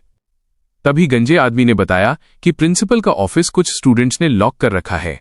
झुंझलाहट के साथ उसने पूछा कि अब वो क्या करें। हरे कपड़े वाले ने सलाह दी कि उन स्टूडेंट्स को ज़ॉम्बीज के बीच फेंक देना चाहिए। लेकिन नीले बालों वाले आदमी ने इस आइडिया का विरोध किया। वो नहीं चाहता था कि लड़कियां मारी जाएं। गंजे आदमी ने नाक सिकोड़ी। इससे पहले कि उनकी बहस और बढ़ती, कमरे का दरवाजा जोर से खुला। वो भारी शरीर वाला आदमी दरवाजे पर खड़ा था। उसकी नजरों ने पूरे कमरे को स्कैन किया और फिर उन पर चिल्लाया। अचानक वहां का माहौल टेंशन से भर गया। कमरे में मौजूद सभी लोगों ने उसे फिफ्थ ब्रदर कहकर बुलाया। इसी बीच गंजे आदमी ने डरते हुए बाहर झांका और बताया कि बाहर ज़ॉम्बीज की तादाद बढ़ती जा रही है। भागने का कोई रास्ता नहीं बचा है। नीले बालों वाला आदमी हताश होकर आह भरने लगा। उसे एहसास हुआ कि एक ही रात में सब कुछ बदल गया है। दुनिया अब ज़ॉम्बीज और भयानक मॉन्स्टर्स से भर गई है। उदास होकर उसने पूछा कि क्या ये दुनिया का अंत है। लेकिन फिफ्थ ब्रदर उसकी बात सुनकर जोर से हंस पड़ा। उसने बड़ी बेरहमी से अपना हाथ नीले बालों वाले के गले में डाला और उसकी सोच को बेवकूफ़ी बताया। उसके लिए ये कयामत नहीं थी, बल्कि ये तो एक गोल्डन चांस था, जहां कोई कानून नहीं, कोई नियम नहीं। वो जो चाहे कर सकते हैं, जिसे चाहे इस्तेमाल कर सकते हैं। नीले बालों वाला कुछ कहना चाहता था, लेकिन फिफ्थ ब्रदर ने पूरे जोश के साथ उसकी बात काट दी। उसने ऐलान किया कि अब ये दुनिया ताकतवर लोगों की है जो अपने नियम खुद बनाते हैं और उनका ग्रुप राज करने वालों में से है। उसके लिए ये नर्क नहीं बल्कि उन लोगों के लिए स्वर्ग है जो इसका फायदा उठाना जानते हैं। बिल्डिंग के बाहर भयानक तादाद में ज़ॉम्बीज़ घूम रहे थे। येजोंग अपनी छिपी हुई जगह से बड़े ध्यान से ये सब देख रहा था। जब उसे लगा कि रास्ता साफ है तो उसने अपने साथ वाली औरत को पीछे आने का इशारा किया। बिना किसी डाउट के वो दोनों उस गली से भाग निकले जहां वो छिपे थे। रास्ते में येजोंग हर मोड़ पर चेक करता रहा कि कोई ज़ॉम्बी घात लगाकर तो नहीं बैठा। जब उसे लगा कि वो सेफ हैं तो उसने अपनी स्पीड बढ़ा दी, बिना ये ध्यान दिए कि वो औरत पीछे छूट रही है। वो औरत हांफने लगी थी, थकान से उसका शरीर कांप रहा था। उसके चेहरे पर आंसू बहने लगे और उसने येजोंग से धीरे चलने की भीख मांगी। येजोंग ने चिढ़कर एक गहरी सांस ली। उसे लगा कि वो इस मासूम चेहरे से धोखा खा गया जो अब सिर्फ एक बोझ बन गई थी, लेकिन क्योंकि उसने खुद उसे साथ आने की इजाजत दी थी इसलिए येजोंग ने अपनी रफ्तार कम कर ली ताकि वो पीछे न रह जाए। ये देखकर उस औरत को थोड़ी राहत मिली कि वो अब येजोंग के साथ चल पा रही है। येजोंग एक खाली बिल्डिंग के सामने रुका। उस औरत ने राहत की सांस लेते हुए कहा कि ये जगह सेफ लग रही है और यहां ज्यादा ज़ॉम्बीज़ नहीं है। लेकिन येजोंग ने तुरंत उसकी बात काट दी। उसके हिसाब से इतना बड़ा स्कूल पूरी तरह खाली हो ये नामुमकिन है। आमतौर पर ऐसी जगहें लोगों से भरी होती हैं और पूरी संभावना है कि वो सब अब ज़ॉम्बी बन चुके हैं। वो औरत अभी भी डाउट में थी। उसने आसपास देखा तो उसे एक भी ज़ॉम्बी नजर नहीं आया, लेकिन येजोंग को यकीन था कि सारे ज़ॉम्बीज़ किसी एक जगह पर इकट्ठे हैं। उसका शक तब सच साबित हुआ जब बिल्डिंग के अंदर से ज़ॉम्बीज़ के गुर्राने की आवाज आने लगी। उधर स्कूल के अंदर कुछ स्टूडेंट्स जो अभी जिंदा थे वो पूरी ताकत लगाकर दरवाजे बंद कर रहे थे ताकि ज़ॉम्बीज़ अंदर ना आ सकें। उनमें से एक ने उम्मीद छोड़ दी थी। उसका कहना था कि भले ही ज़ॉम्बीज़ उन्हें न काटें लेकिन वो जल्द ही भूख से मर जाएंगे। दूसरी लड़की ने हाँ में सिर हिलाया। उसे भी पता था कि उनके बचने के चांस बहुत कम हैं। खिड़की के पास खड़ी छोटे बालों वाली लड़की ने अचानक कुछ देखा।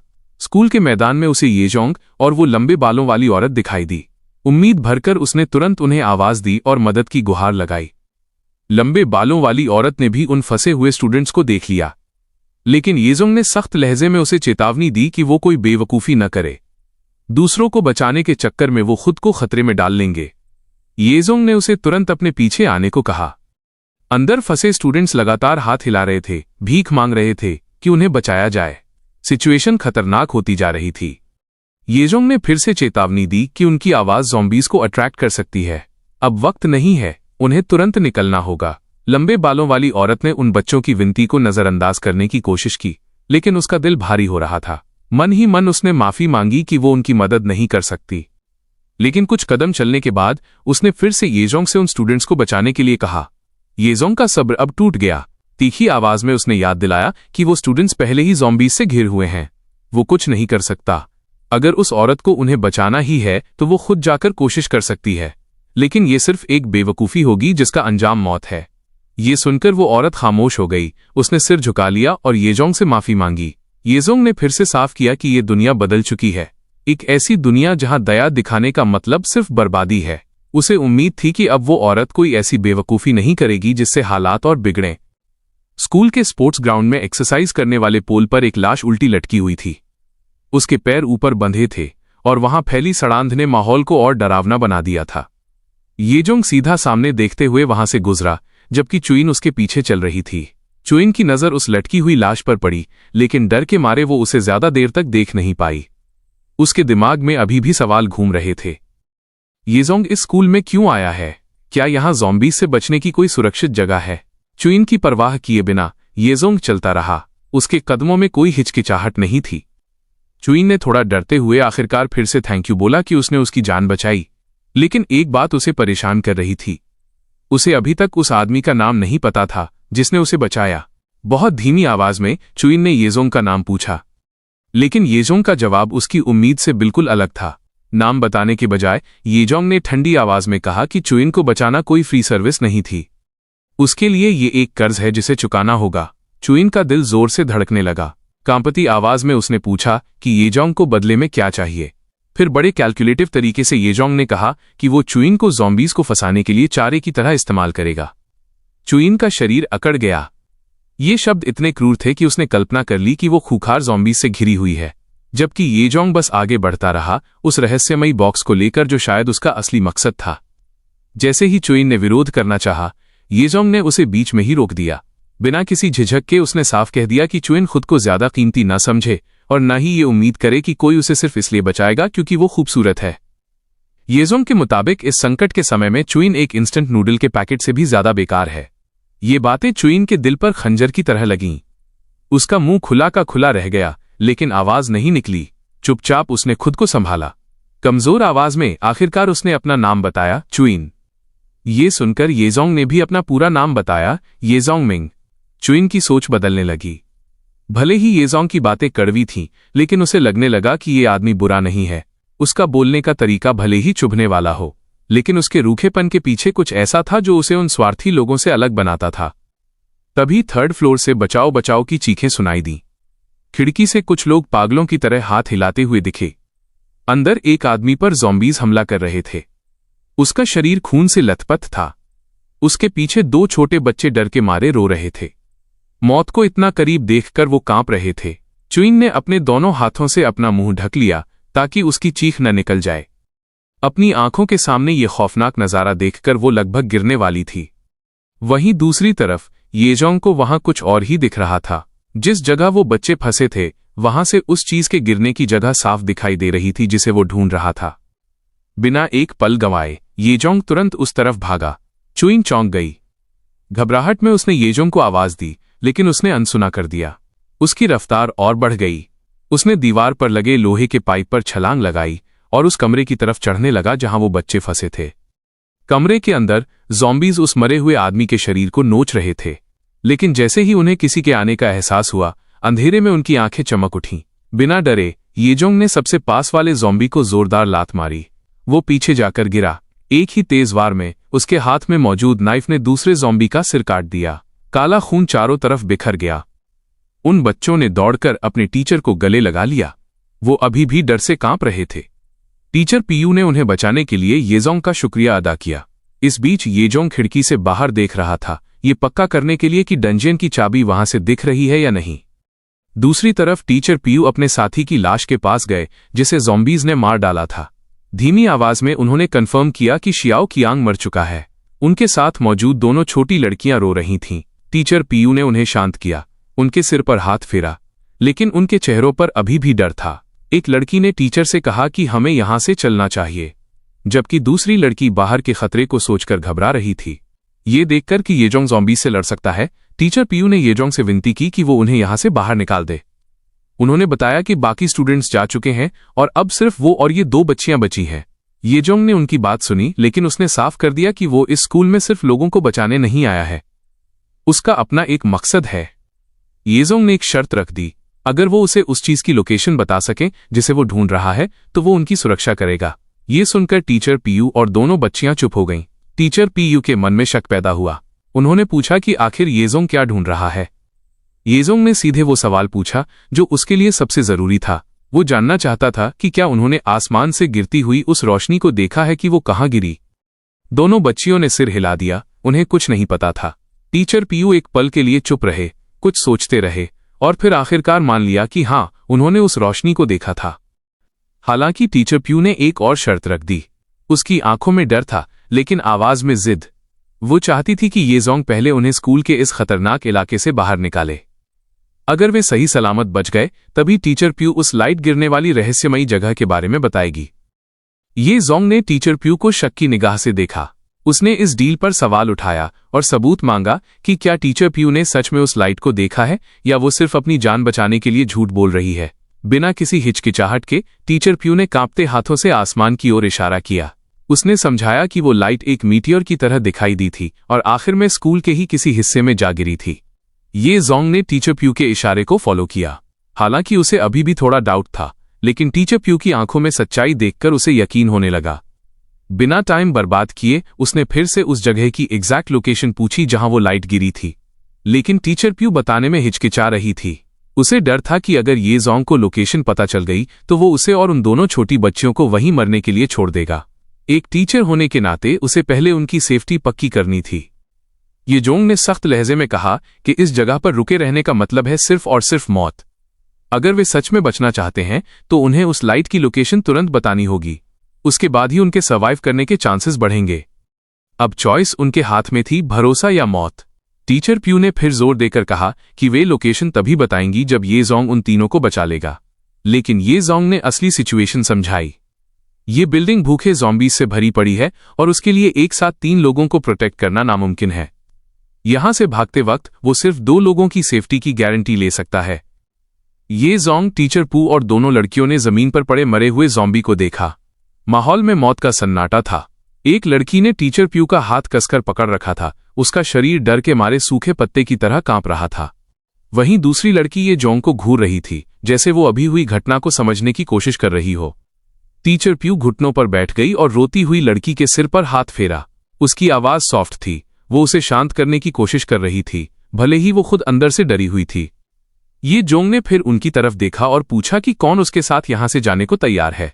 बिना किसी झिझक के टीचर प्यू ने ये जोंग से अपनी दोनों स्टूडेंट्स को ले जाने के लिए कहा। ये सुनते ही दोनों लड़कियां उदास हो गईं। अपनी टीचर को इस नर्क में अकेले छोड़ना उनके लिए आसान नहीं था।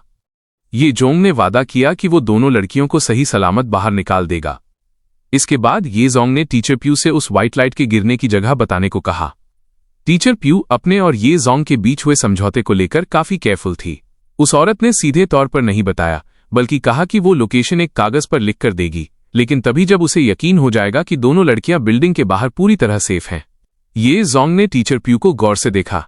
उसके एटीट्यूड से ये जोंग समझ गया कि वो न सिर्फ एक जिम्मेदार टीचर है, बल्कि इंटेलिजेंट भी है और आसानी से किसी पर भरोसा नहीं करती। कमरे से बाहर निकलते समय ये जोंग बस यही उम्मीद कर सकता था कि उस औरत का बलिदान बेकार न जाए। दूसरी तरफ दोनों लड़कियां अभी भी कंफ्यूज्ड लग रही थीं।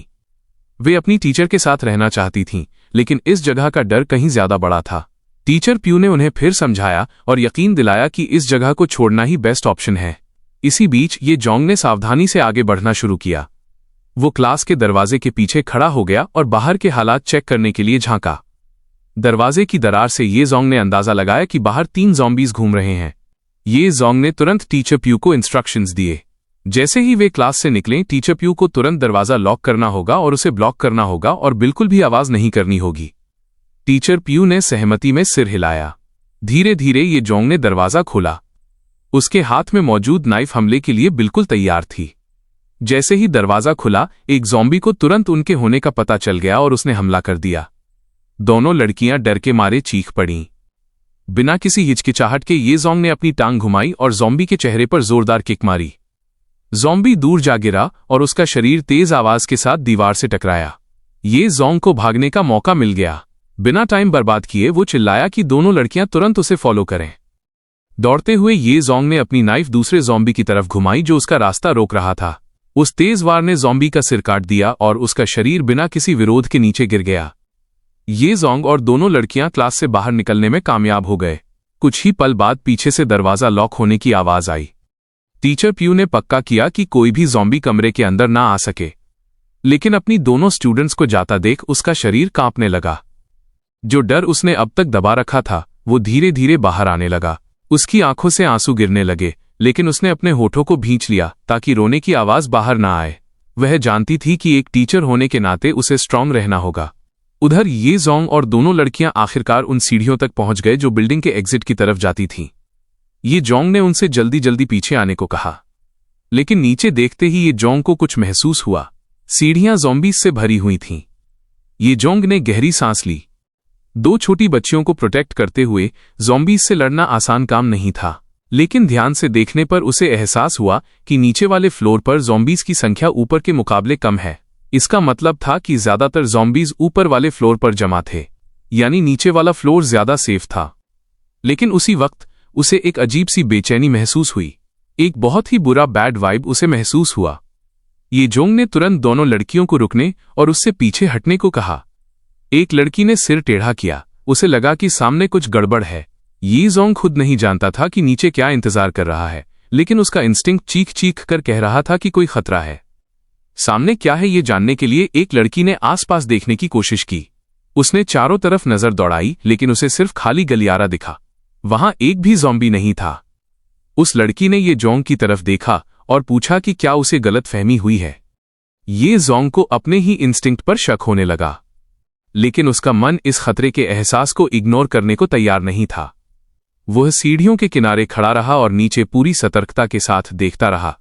वक्त बीत रहा था, लेकिन नीचे के अंधेरे से कुछ भी सामने नहीं आया।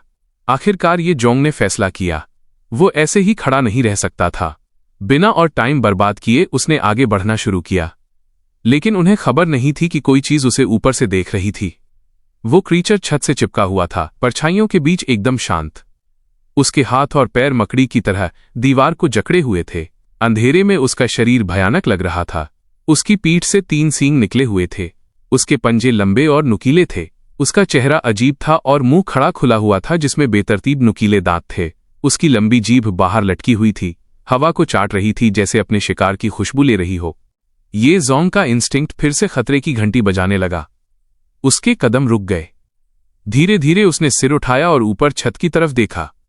उसके पीछे आ रही लड़की को उसके अचानक रुकने का पता नहीं चला। नतीजतन वो लड़की ये जोंग की पीठ से टकरा गई। लड़की दर्द से कराह उठी और शिकायत करने लगी, लेकिन ये जोंग ने तुरंत चुप रहने का इशारा किया। उसकी नजरें छत पर टिकी थीं, लेकिन वहां सिर्फ खाली परछाई थी। वो क्रीचर गायब हो चुका था। ये जोंग ने आंखें सिकोड़कर उस अजीब क्रीचर को खोजने की कोशिश की, लेकिन उसे कुछ नहीं मिला।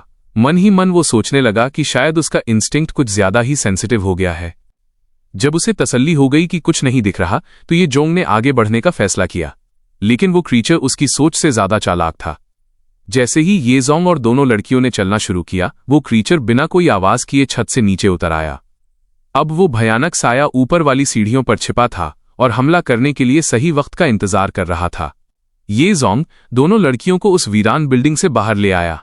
वे आखिरकार नीचे वाले फ्लोर पर पहुंच गए, लेकिन उन्हें पता नहीं था कि अंधेरे में कोई चीज उनका पीछा कर रही है। एक भूखा मॉन्स्टर जो खून की प्यास लिए उनकी हर हरकत पर नजर रख रहा था। वो विशाल क्रीचर अब ठीक उन दोनों छोटी बच्चियों के पीछे खड़ा था।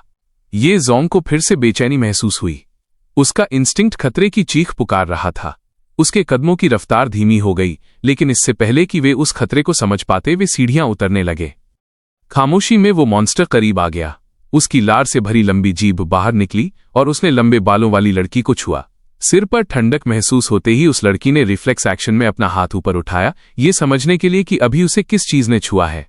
पीछे से एक भारी और डरावनी आवाज सुनाई दी, एक शब्द जो भूख से भरा था, मीट। मॉन्स्टर का मुंह पूरा खुल गया। अंधेरे में उसके नुकीले दांत चमक रहे थे। उसका जबड़ा लड़की को जिंदा निगलने के लिए तैयार था। पल भर में लड़की का चेहरा उस भयानक मुंह के बिल्कुल करीब था। डर ने उसे जकड़ लिया और उसके मुंह से एक तेज चीख निकली जो पूरे गलियारे में गूंज गई। ये जोंग ने बिजली की तेजी से रिएक्ट किया। दूर से ही उसकी नाइफ हवा को चीरती हुई गई और मॉन्स्टर के मुंह के किनारे पर लगी। इस अचानक हुए हमले ने क्रीचर को चौंका दिया, लेकिन जैसे ही वो नाइफ दीवार में जा धंसी, ये जोंग को अचानक एहसास हुआ उसका इकलौता हथियार अब उसके पास नहीं था। मॉन्स्टर गुर्राया। उसका पूरा गुस्सा अब ये जोंग पर आ गया। उसे लगी चोट ने उसे उस छोटी लड़की को भुला दिया जिसे वो खाने वाला था।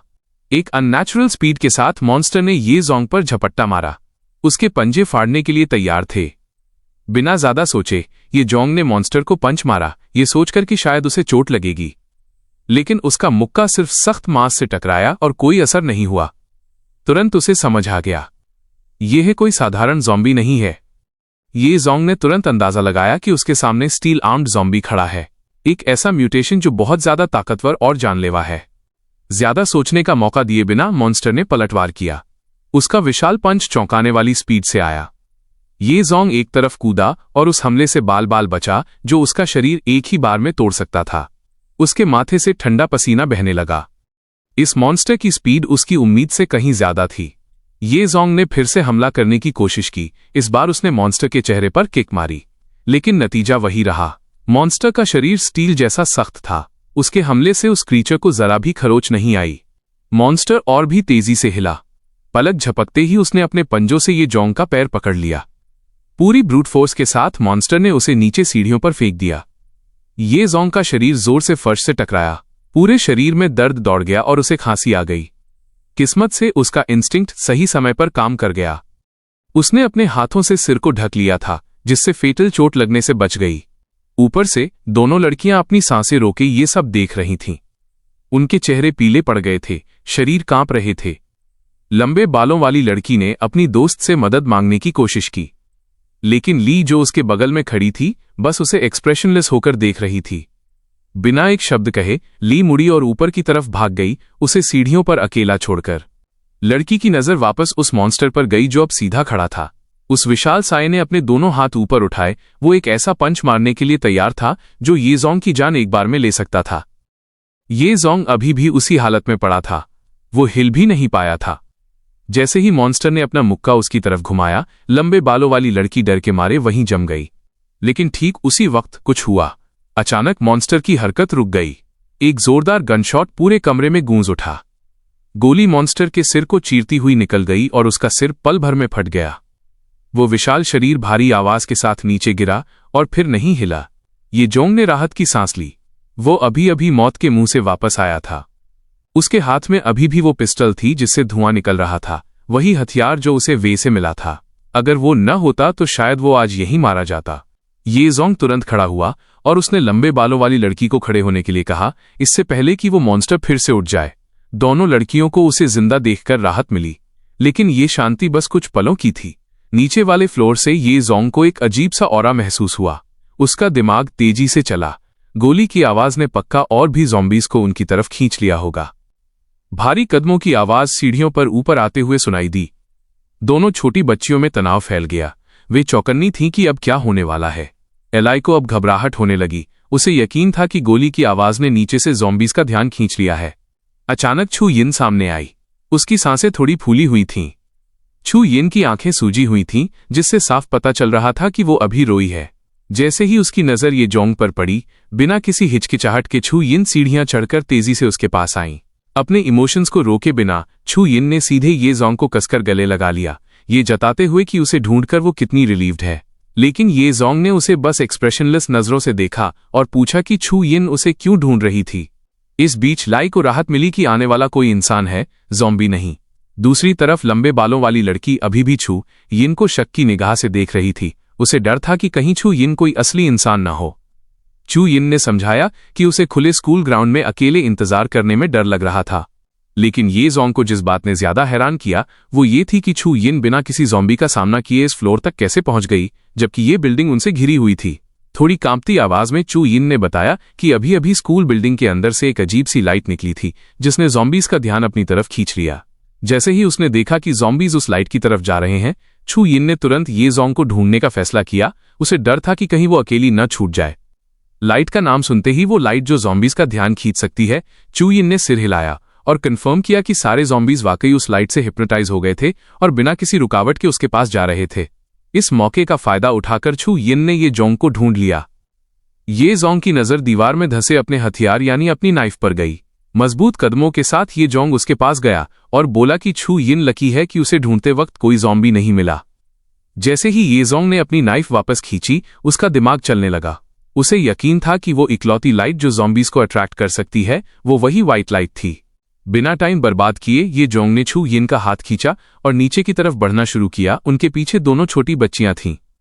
छू यिन ने उन दोनों लड़कियों को देखा और मुस्कुराई। ये जोंग ने उन्हें बचा लिया है, ये देखकर उसे बहुत राहत महसूस हुई। वहीं दूसरी तरफ ली सिर झुकाए चल रही थी। उसे अपने किए पर पछतावा हो रहा था। एली को डर था कि शाओ उससे नफरत करेगी क्योंकि उसने मुसीबत के वक्त उसकी मदद नहीं की। थोड़ी हेजिटेशन के साथ लिली ने माफी मांगी। शाओ हालांकि अभी भी नाराज थी, पर वो समझने की कोशिश कर रही थी कि लिली ने ये जानबूझकर नहीं किया था, बल्कि डर ने उससे ये करवाया था। आखिरकार ये जोंग, छू यिन, लिली और शाओ स्कूल बिल्डिंग से बाहर निकले। बाहर आते ही ये जोंग ने तुरंत अपनी हॉक आइज से सराउंडिंग्स चेक की ताकि एंश्योर कर सके कि सिचुएशन सेफ है या नहीं। ऊपर वाले फ्लोर से टीचर प्यू उन्हें ऑब्जर्व कर रही थी। उसके चेहरे पर रिलीफ साफ दिख रहा था क्योंकि ये जोंग ने अपना वादा निभाया और स्टूडेंट्स को सेफ बाहर निकाल दिया। लेकिन वो खुशी थोड़ी देर के लिए रुक गई जब शाओ ने टीचर प्यू को विंडो पर देखते ही चिल्लाकर उसका नाम लिया। लिली जो उसके बगल में थी तुरंत पैनिक हो गई।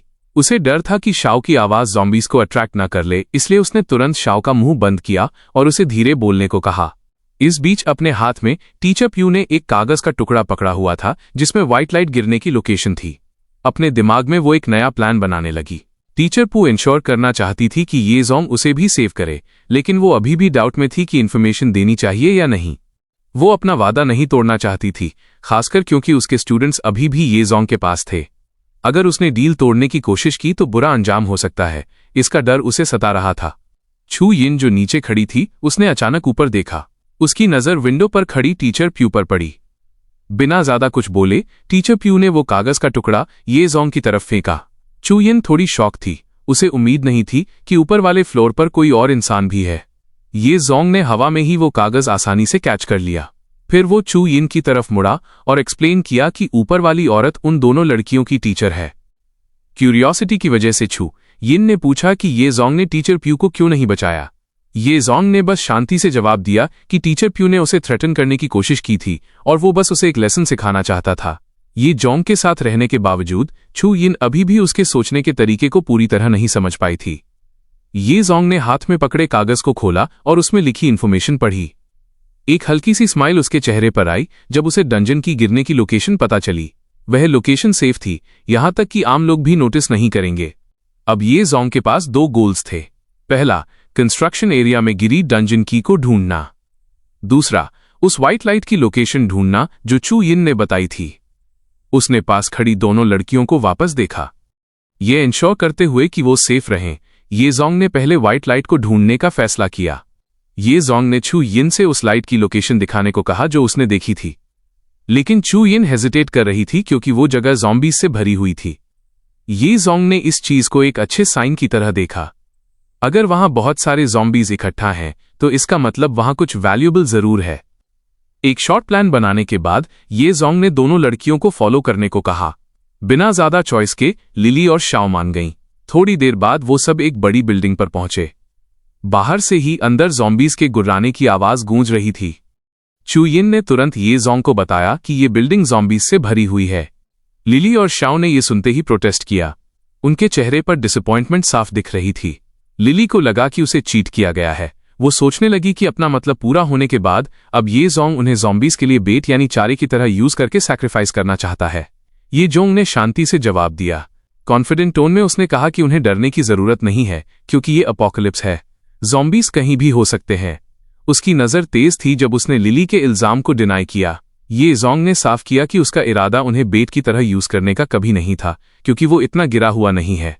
पूरे डिटर्मिनेशन के साथ ये जोंग बिल्डिंग के अंदर जाने लगा और सबको बाहर वेट करने को कहा क्योंकि वो जल्द ही वापस आएगा। हाई अलर्ट के साथ ये जोंग बिना किसी डाउट के बिल्डिंग के अंदर चला गया। दरवाजा जो पहले से खुला था उसे पार करते ही उसकी शैडो अंधेरे में गायब हो गई। छू यिन अभी भी समझने की कोशिश कर रही थी कि ये जोंग बिल्डिंग में जाने की जिद क्यों कर रहा है। क्या सच में वहां अंदर कुछ वैल्यूएबल है? इस बीच लिली को रिलीफ फील हुआ कि वो और शाओ बेट नहीं बने, लेकिन जल्द ही उसका दिमाग डाउट से भर गया। ये जोंग जो कर रहा था वो लॉजिकल नहीं लग रहा था। क्या सिर्फ एक पिस्टल के दम पर ये जोंग इतने कम टाइम में इतने सारे ज़ॉम्बीज को मार सकता है? लिली ने शाओ का हाथ पकड़ा और छू यिन की नजरों से बचते हुए उसे दूर ले जाने लगी। हालांकि शाओ कंफ्यूज्ड थी पर वो लिली के पीछे गई। लिली को लगा कि उन्हें छुपने के लिए कोई सेफ जगह ढूंढनी चाहिए, लेकिन शाओ सोच रही थी कि अगर उन्हें छुपना ही है तो छू यिन और ये जोंग को भी उनके साथ होना चाहिए। लेकिन लिली को अब ये जोंग के एक्शंस की कोई परवाह नहीं थी। उसकी नजर में ये जोंग शायद अंदर मर चुका होगा, बिना किसी रास्ते के ज़ॉम्बीज से घिरा हुआ। शाओ उन्हें छोड़ने में हेजिटेट कर रही थी क्योंकि आखिरकार ये जोंग और छू यिन ने ही उन्हें बचाया था। लेकिन अचानक ज़ॉम्बी अटैक के डर ने लिली को तुरंत वहां से जाने के लिए और श्योर कर दिया। छू यिन ने उन्हें दूर जाते हुए नोटिस किया और पूछा कि वो क्या कर रहे हैं। लिली ने बहाना बनाया कि उसके पेट में दर्द है और शाओ को साथ चलने को कहा। शाओ अनकंफर्टेबल लग रही थी पर चुप रही। बिना ज्यादा बोले छू यिन ने बस उन्हें जाते हुए देखा, न उन्हें रोका और न ही उनके साथ गई। उन दोनों लड़कियों के जाने के बाद छू यिन फिर से अंदर ये जोंग की हालत को लेकर चिंता करने लगी। क्या ये जोंग अभी भी सेफ है? अंधेरी बिल्डिंग में रोशनी सिर्फ एक डिम लाइट से आ रही थी। ये जोंग रूम के बीच में खड़ा था और ज़ॉम्बीज उसकी तरफ बढ़ रहे थे। तेजी से ये जोंग ने स्टांस लिया, चारों तरफ के खतरे का सामना करने के लिए तैयार। उसके दिल में थोड़ी राहत थी जब उसने देखा कि कोई भी म्यूटेटेड ज़ॉम्बी नहीं है। इसका मतलब यह फाइट उसके लिए ज्यादा मुश्किल नहीं होगी। शांति से ये जोंग ने अपनी नाइफ को दांतों में दबाया और फिर अपने हाथ की हड्डी को सेट करने के लिए खींचा जो स्कूल में म्यूटेटेड ज़ॉम्बी के हमले से हिल गई थी। ये पहली बार नहीं था जब ये जोंग के साथ ऐसा हुआ हो। पिछली जिंदगी में वो दर्दनाक होने के बावजूद बार बार अपनी हड्डी सेट करने का आदी हो चुका था। यह इंश्योर करने के बाद कि उसका हाथ नॉर्मल है, ये जोंग ने हाथ उठाकर और मुट्ठी बंद करके मूवमेंट टेस्ट किया। ये फाइट आसान नहीं होगी पर वो इसका सामना करने के लिए तैयार था। कुछ ही पल बाद वो ज़ॉम्बीज एक साथ उसकी तरफ बढ़ने लगे। फुर्तीलेपन से ये जोंग ने अपने राइट हैंड में पिस्टल उठाई, फायर करने के लिए तैयार, जबकि लेफ्ट हैंड में नाइफ डिफेंस और अटैक के लिए रेडी थी। रात और भी डरावनी होती जा रही थी। गोली चलने की आवाज पूरी बिल्डिंग में गूंज गई, जो बाहर खड़ी छू यिन, लिली और शाओ को सुनाई देने के लिए काफी तेज थी। जैसे ही गनशॉट की आवाज गूंजी, लिली ने तुरंत शाओ का हाथ खींचा, उसे ले जाने की कोशिश करते हुए। लेकिन शाओ कंफ्यूज थी कि उन्हें कहां जाना चाहिए। लिली ने टीचर्स हॉस्टल की तरफ जाने का सजेस्ट किया, ये कहते हुए कि वो जगह खाली है और शायद वहां खाना मिल जाए। लेकिन शाओ अभी भी छू यिन और ये जोंग को छोड़ने में झिझक रही थी। लिली ने इम्पेशेंट होकर शाओ को फोर्स किया कि वो दूसरों की परवाह न करे और तुरंत चले। शाओ का हाथ कस के पकड़े हुए लिली उसे दूर खींचने की कोशिश कर रही थी, लेकिन शाओ बेचैन लग रही थी, इस फैसले से खुश नहीं थी। आखिरकार शाओ ने लिली का हाथ छुड़ाया और वापस छू यिन की तरफ दौड़ गई। छू यिन के पास पहुंचकर शाओ ने उसके दोनों हाथ पकड़े और उसे किसी सेफ जगह छुपने और वहां से जाने के लिए कहा। इस बीच लिली, जो दीवार के पीछे से झांक रही थी, नाराज हो गई। अगर उनके साथ ज्यादा लोग होंगे तो उन्हें मिलने वाला खाना कम हो जाएगा। अपनी उंगली चबाते हुए लिली ने फिर से सोचना शुरू किया, शायद बेहतर होगा कि वो शाओ को लिए बिना अकेले ही भाग जाए। लेकिन छू यिन को शाओ के ऑफर में कोई इंटरेस्ट नहीं था। उसके लिए ये जोंग को छोड़ना कोई ऑप्शन नहीं था। शाओ ने रीजन दिया कि अगर ज़ॉम्बी बिल्डिंग से बाहर आ गए तो वो भाग नहीं पाएंगे, लेकिन छू यिन को यकीन था कि ये जोंग बच जाएगा। उसकी नज़र में ये जोंग बहुत स्ट्रांग इंसान है और उसके बिना छू यिन को नहीं लगता था कि वो सर्वाइव कर पाएगी। शाओ छू यिन के ये जोंग पर इतने भरोसे को देखकर और कंफ्यूज हो गई।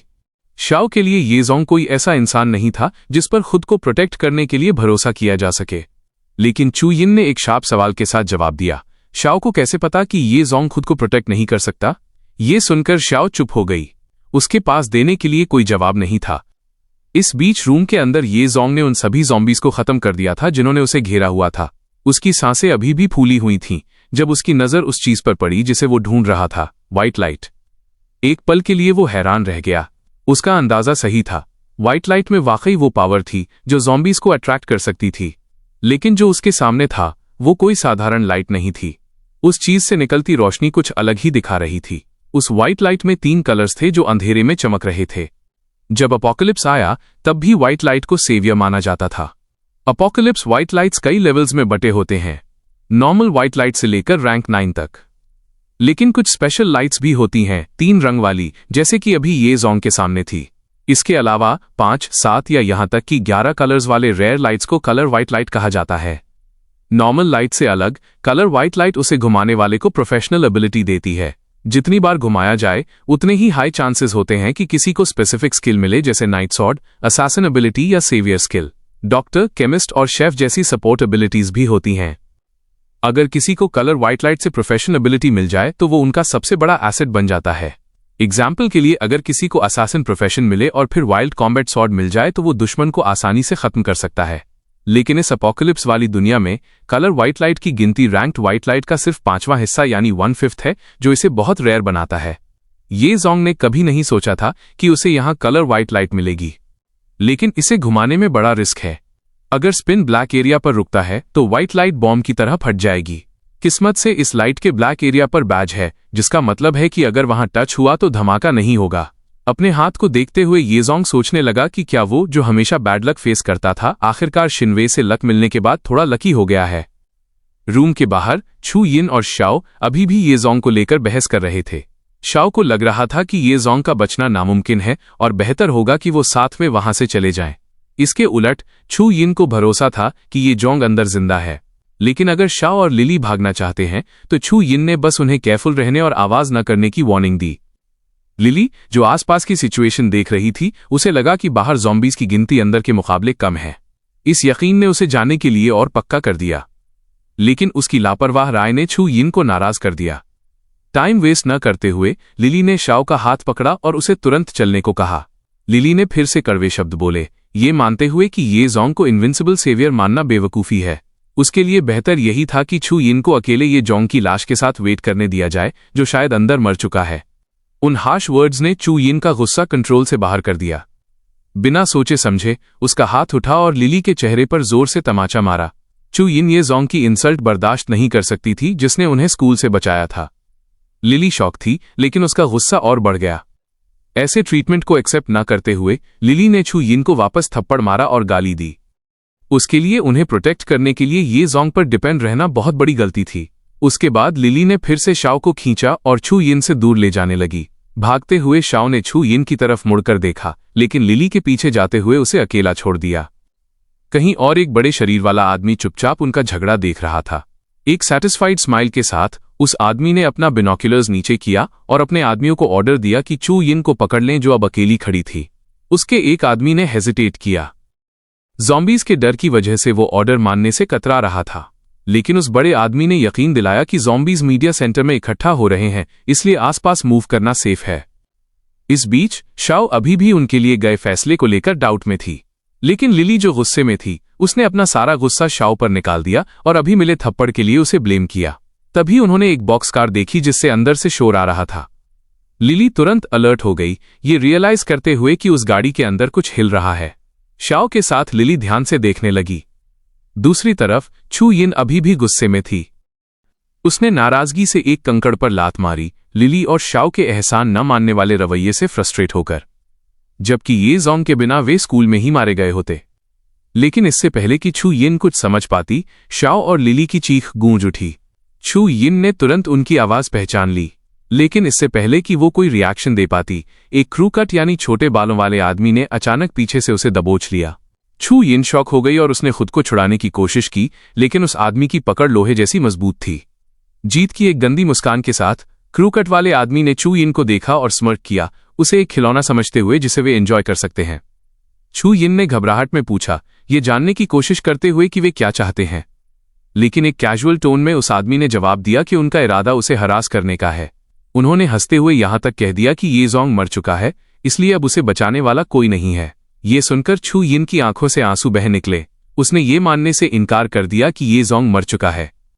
इस बीच उस कमरे में जहां ये जोंग मौजूद था, उसका शरीर थका हुआ महसूस कर रहा था।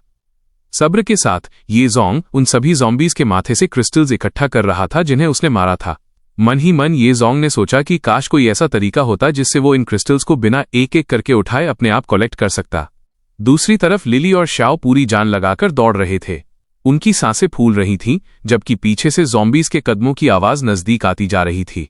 शाओ मदद के लिए चिल्लाई, उम्मीद करते हुए कि कोई उन्हें बचाने आएगा, लेकिन लिली ने पैनिक में उसे मना किया, ये महसूस करते हुए कि कोई भी मदद के लिए नहीं आने वाला। उनके पास भागते रहने के अलावा कोई चारा नहीं था। तभी लिली बस पकड़ी ही जाने वाली थी। उसका शरीर लगभग उस ज़ॉम्बी की पकड़ में आ गया था जो उसकी तरफ कूदा था। अनजाने में लिली भी चीख पड़ी। उसका पैनिक और बढ़ गया। उसके कदम और तेज हो गए, लेकिन तभी लिली का पैर किसी चीज से टकराया और वो जमीन पर गिर पड़ी। उसके पैर में तेज दर्द दौड़ गया और लिली कराहने लगी। शाओ ने लिली को गिरते देख तुरंत उसे उठाने की कोशिश की, लेकिन डर ने लिली को पूरी तरह जकड़ लिया था। अपने सेल्फिशनेस में लिली ने अपनी जान बचाने के लिए शाओ को ज़ॉम्बीज़ की तरफ धक्का दे दिया ताकि उनका ध्यान भटक जाए।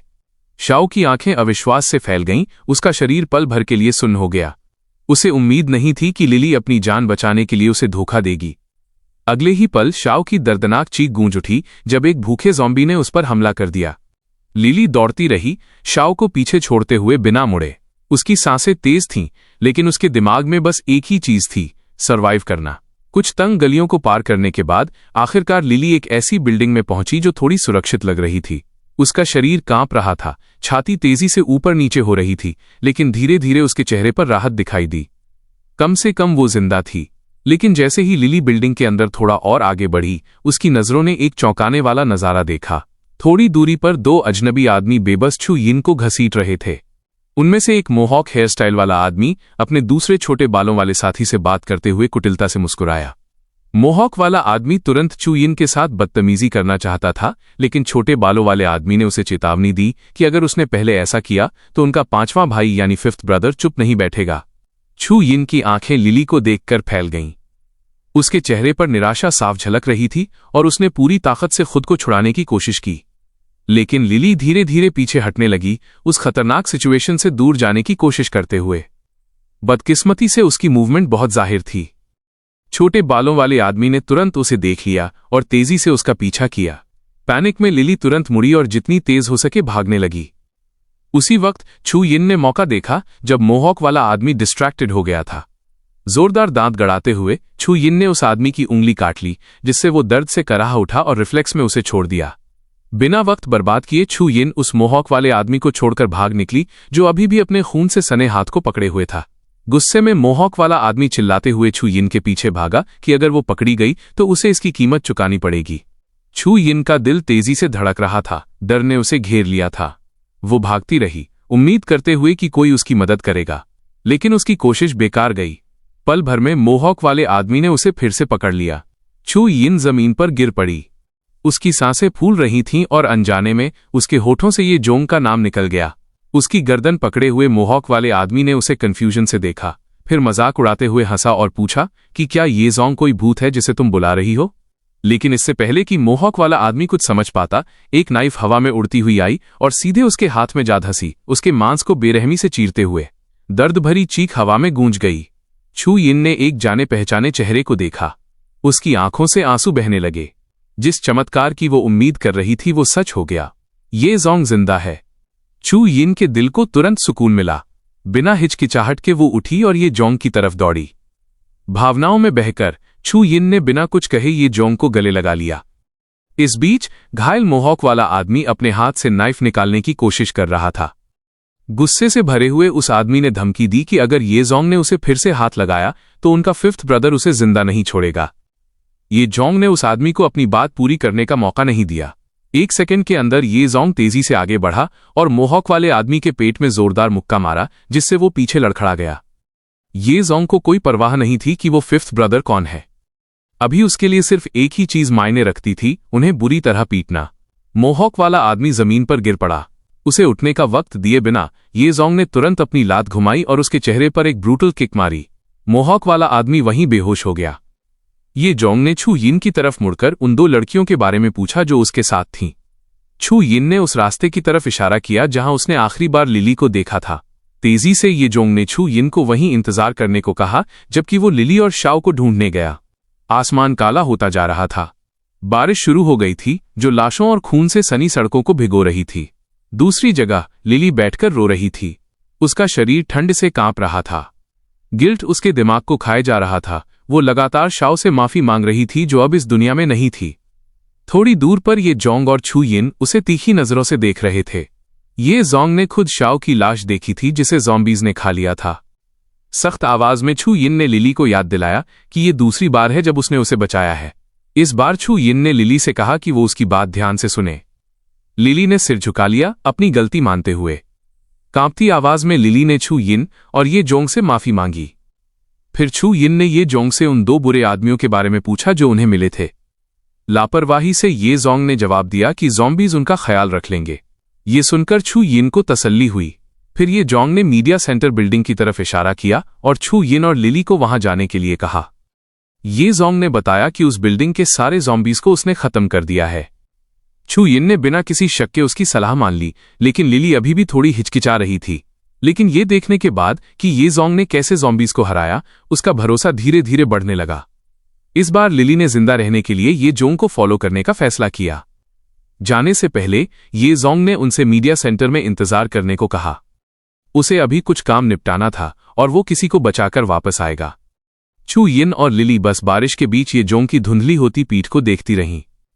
स्कूल के अंदर 2 मरे हुए ज़ॉम्बीज़ उस कमरे के दरवाजे के सामने पड़े थे जहां टीचर प्यू छुपी हुई थीं। खामोश कमरे में मेज और कुर्सियों से बैरिकेड किए गए दरवाजे पर अचानक खटखटाहट हुई। टीचर प्यू चौंक गईं। उनका दिमाग इस डर से भर गया कि कहीं ज़ॉम्बीज़ अंदर घुसने की कोशिश तो नहीं कर रहे। उन्होंने पास पड़ा कांच का एक नुकीला टुकड़ा उठाया। अंधेरे ख्यालों ने उनके दिमाग को घेर लिया। अपने इतने सारे स्टूडेंट्स को मरते देखने के बाद क्या अब उनकी बारी थी? कांपते हाथों से टीचर प्यू ने वो कांच का टुकड़ा अपनी गर्दन पर रखा। इस बर्बाद दुनिया में जीने का कोई मतलब नहीं लग रहा था। उन भयानक मॉन्स्टर्स का खाना बनने से बेहतर था कि खुद ही सब खत्म कर दिया जाए। जमीन पर बैठकर खाली नजरों से दरवाजे पर होने वाली आवाज और तेज हो गई। उनके गालों पर धीरे धीरे आंसू बहने लगे। कम से कम उनके 2 स्टूडेंट्स ये जोंग की वजह से बच गए थे, लेकिन उनके चेहरे पर एक दुख भरी मुस्कान आई। उन्हें बस एक बात का पछतावा था कि पूरी जिंदगी उन्होंने कभी प्यार महसूस नहीं किया और अब वो इसी पछतावे के साथ मरने वाली थीं। अचानक कसकर बंद दरवाजा टूटकर कमरे के अंदर गिर गया। ये जोंग दरवाजे पर खड़ा था। उसने कमेंट किया कि दरवाजा कितना मजबूत था। फिर उसने टीचर प्यू को देखा जो हैरान होकर बैठी थी। टीचर प्यू के हाथ से कांच का टुकड़ा गिरकर जमीन पर टूट गया। उनका शरीर जोर से कांपने लगा, ये महसूस करते हुए कि वो मौत के कितने करीब थीं। वो फूट फूट कर रोने लगी। उन्हें लगा था कि ये जोंग के बचाने से पहले ही उनका अंत आ जाएगा। ये जोंग करीब आया, उन्हें शांत करने की कोशिश करते हुए। लेकिन बिना कुछ सोचे टीचर पू तुरंत उठी और ये जोंग को कसकर गले लगा लिया। पैनिक अभी भी उन पर हावी थी और उस आलिंगन में उनका शरीर कांप रहा था। उन्हें उम्मीद नहीं थी कि ये जोंग सच में उन्हें बचाने वापस आएगा। ये जोंग चुप हो गया, टीचर प्यू के इतने इमोशनल रिएक्शन से थोड़ा ऑकवर्ड महसूस करते हुए। कोमल आवाज में उसने टीचर प्यू से शांत होने और पहले उसे छोड़ने के लिए कहा। धीरे धीरे टीचर प्यू ने अपनी पकड़ ढीली की और गहरी सांस ली। उनके दिल में शुक्रगुजारी और राहत भर गई। दूसरी जगह ज़ॉम्बीज़ के माथे से क्रिस्टल्स इकट्ठा किए जा रहे थे। छू यिन और लिली उन कीमती चीजों को उन क्रीचर्स के सिर से निकालने में बिजी थीं जिन्हें ये जोंग ने मारा था। अपने मन में छू यिन सोच रही थी कि ये जोंग को इन क्रिस्टल्स की क्या जरूरत है। वहीं लिली बड़बड़ा रही थी। उसे ये काम घिनौना लग रहा था क्योंकि उसे उन डरावनी लाशों को छूना पड़ रहा था। थोड़ी देर बाद टीचर पू ये जोंग के साथ वहां पहुंची। उनकी नजरें तुरंत लिली पर पड़ीं और राहत के साथ उन्होंने उसे पुकारा। लिली जो क्रिस्टल्स के साथ उलझी हुई थी, चौंक गई और पीछे मुड़ी, हैरान हुई और फिर राहत की मुस्कान दी। बिना हिचकिचाहट के लिली दौड़ी और टीचर प्यू को कसकर गले लगा लिया। टीचर प्यू ने भी उसे गले लगाया, अपनी स्टूडेंट को शांत करते हुए जो अभी भी सदमे में थी। वहीं ये जोंग बस पीछे खड़ा होकर उन्हें चुपचाप देख रहा था। लेकिन टीचर प्यू को जल्द ही कुछ महसूस हुआ। बेचैनी भरे चेहरे के साथ उन्होंने शाओ के बारे में पूछा, ये सोचते हुए कि वो दिखाई क्यों नहीं दे रही। जब आखिरकार उन्हें पता चला कि शाओ के साथ क्या हुआ, तो टीचर पू बस लिली को कोमलता से शांत कर पाईं जो खुद को कोस रही थी। उन्होंने कहा कि बहुत कुछ हो चुका है और वो उन हालातों को समझ सकती हैं जिनका उन्होंने सामना किया। लेकिन पास खड़ी छू यिन ने तीखे लहजे में टोका, लिली को दोष देते हुए। उसके हिसाब से अगर उन लड़कियों ने शुरू से ये जोंग पर भरोसा किया होता तो उन्हें ज़ॉम्बीज़ का सामना नहीं करना पड़ता और शाओ नहीं मरती। लिली, जो अभी भी गिल्ट से भरी थी, ने खुद को डिफेंड करने की कोशिश की। उसने सोचा कि अगर टीचर प्यू को उनके साथ ही बचाया गया होता तो ये सब नहीं होता। लेकिन छू यिन अपनी बात पर अड़ी रही, ये कहते हुए कि उन्हें शुक्रगुजार होना चाहिए कि उन्हें बचाया गया, न कि बचाने वाले को ब्लेम करना चाहिए। लिली चिढ़ गई। उसने छू यिन से कहा कि वो एक महान आत्मा यानी सेंट बनने का नाटक बंद करे। उसके मुताबिक उन्होंने सबको नहीं बचाया, इसलिए पूरी तरह शुक्रगुजार होने की कोई वजह नहीं है। टेंशन बढ़ गया। छू यिन ने गुस्से में लिली की तरफ उंगली उठाई, ये कहते हुए कि उसने उन्हें जाने से रोकने की कोशिश की थी, इसलिए अब उसे ब्लेम नहीं किया जा सकता। लिली अपनी बात पर अड़ी रही, छू यिन पर आरोप लगाते हुए कि वो असल में चाहती थी कि वे मर जाएं। अचानक हवा में एक जोरदार थप्पड़ की आवाज गूंज उठी।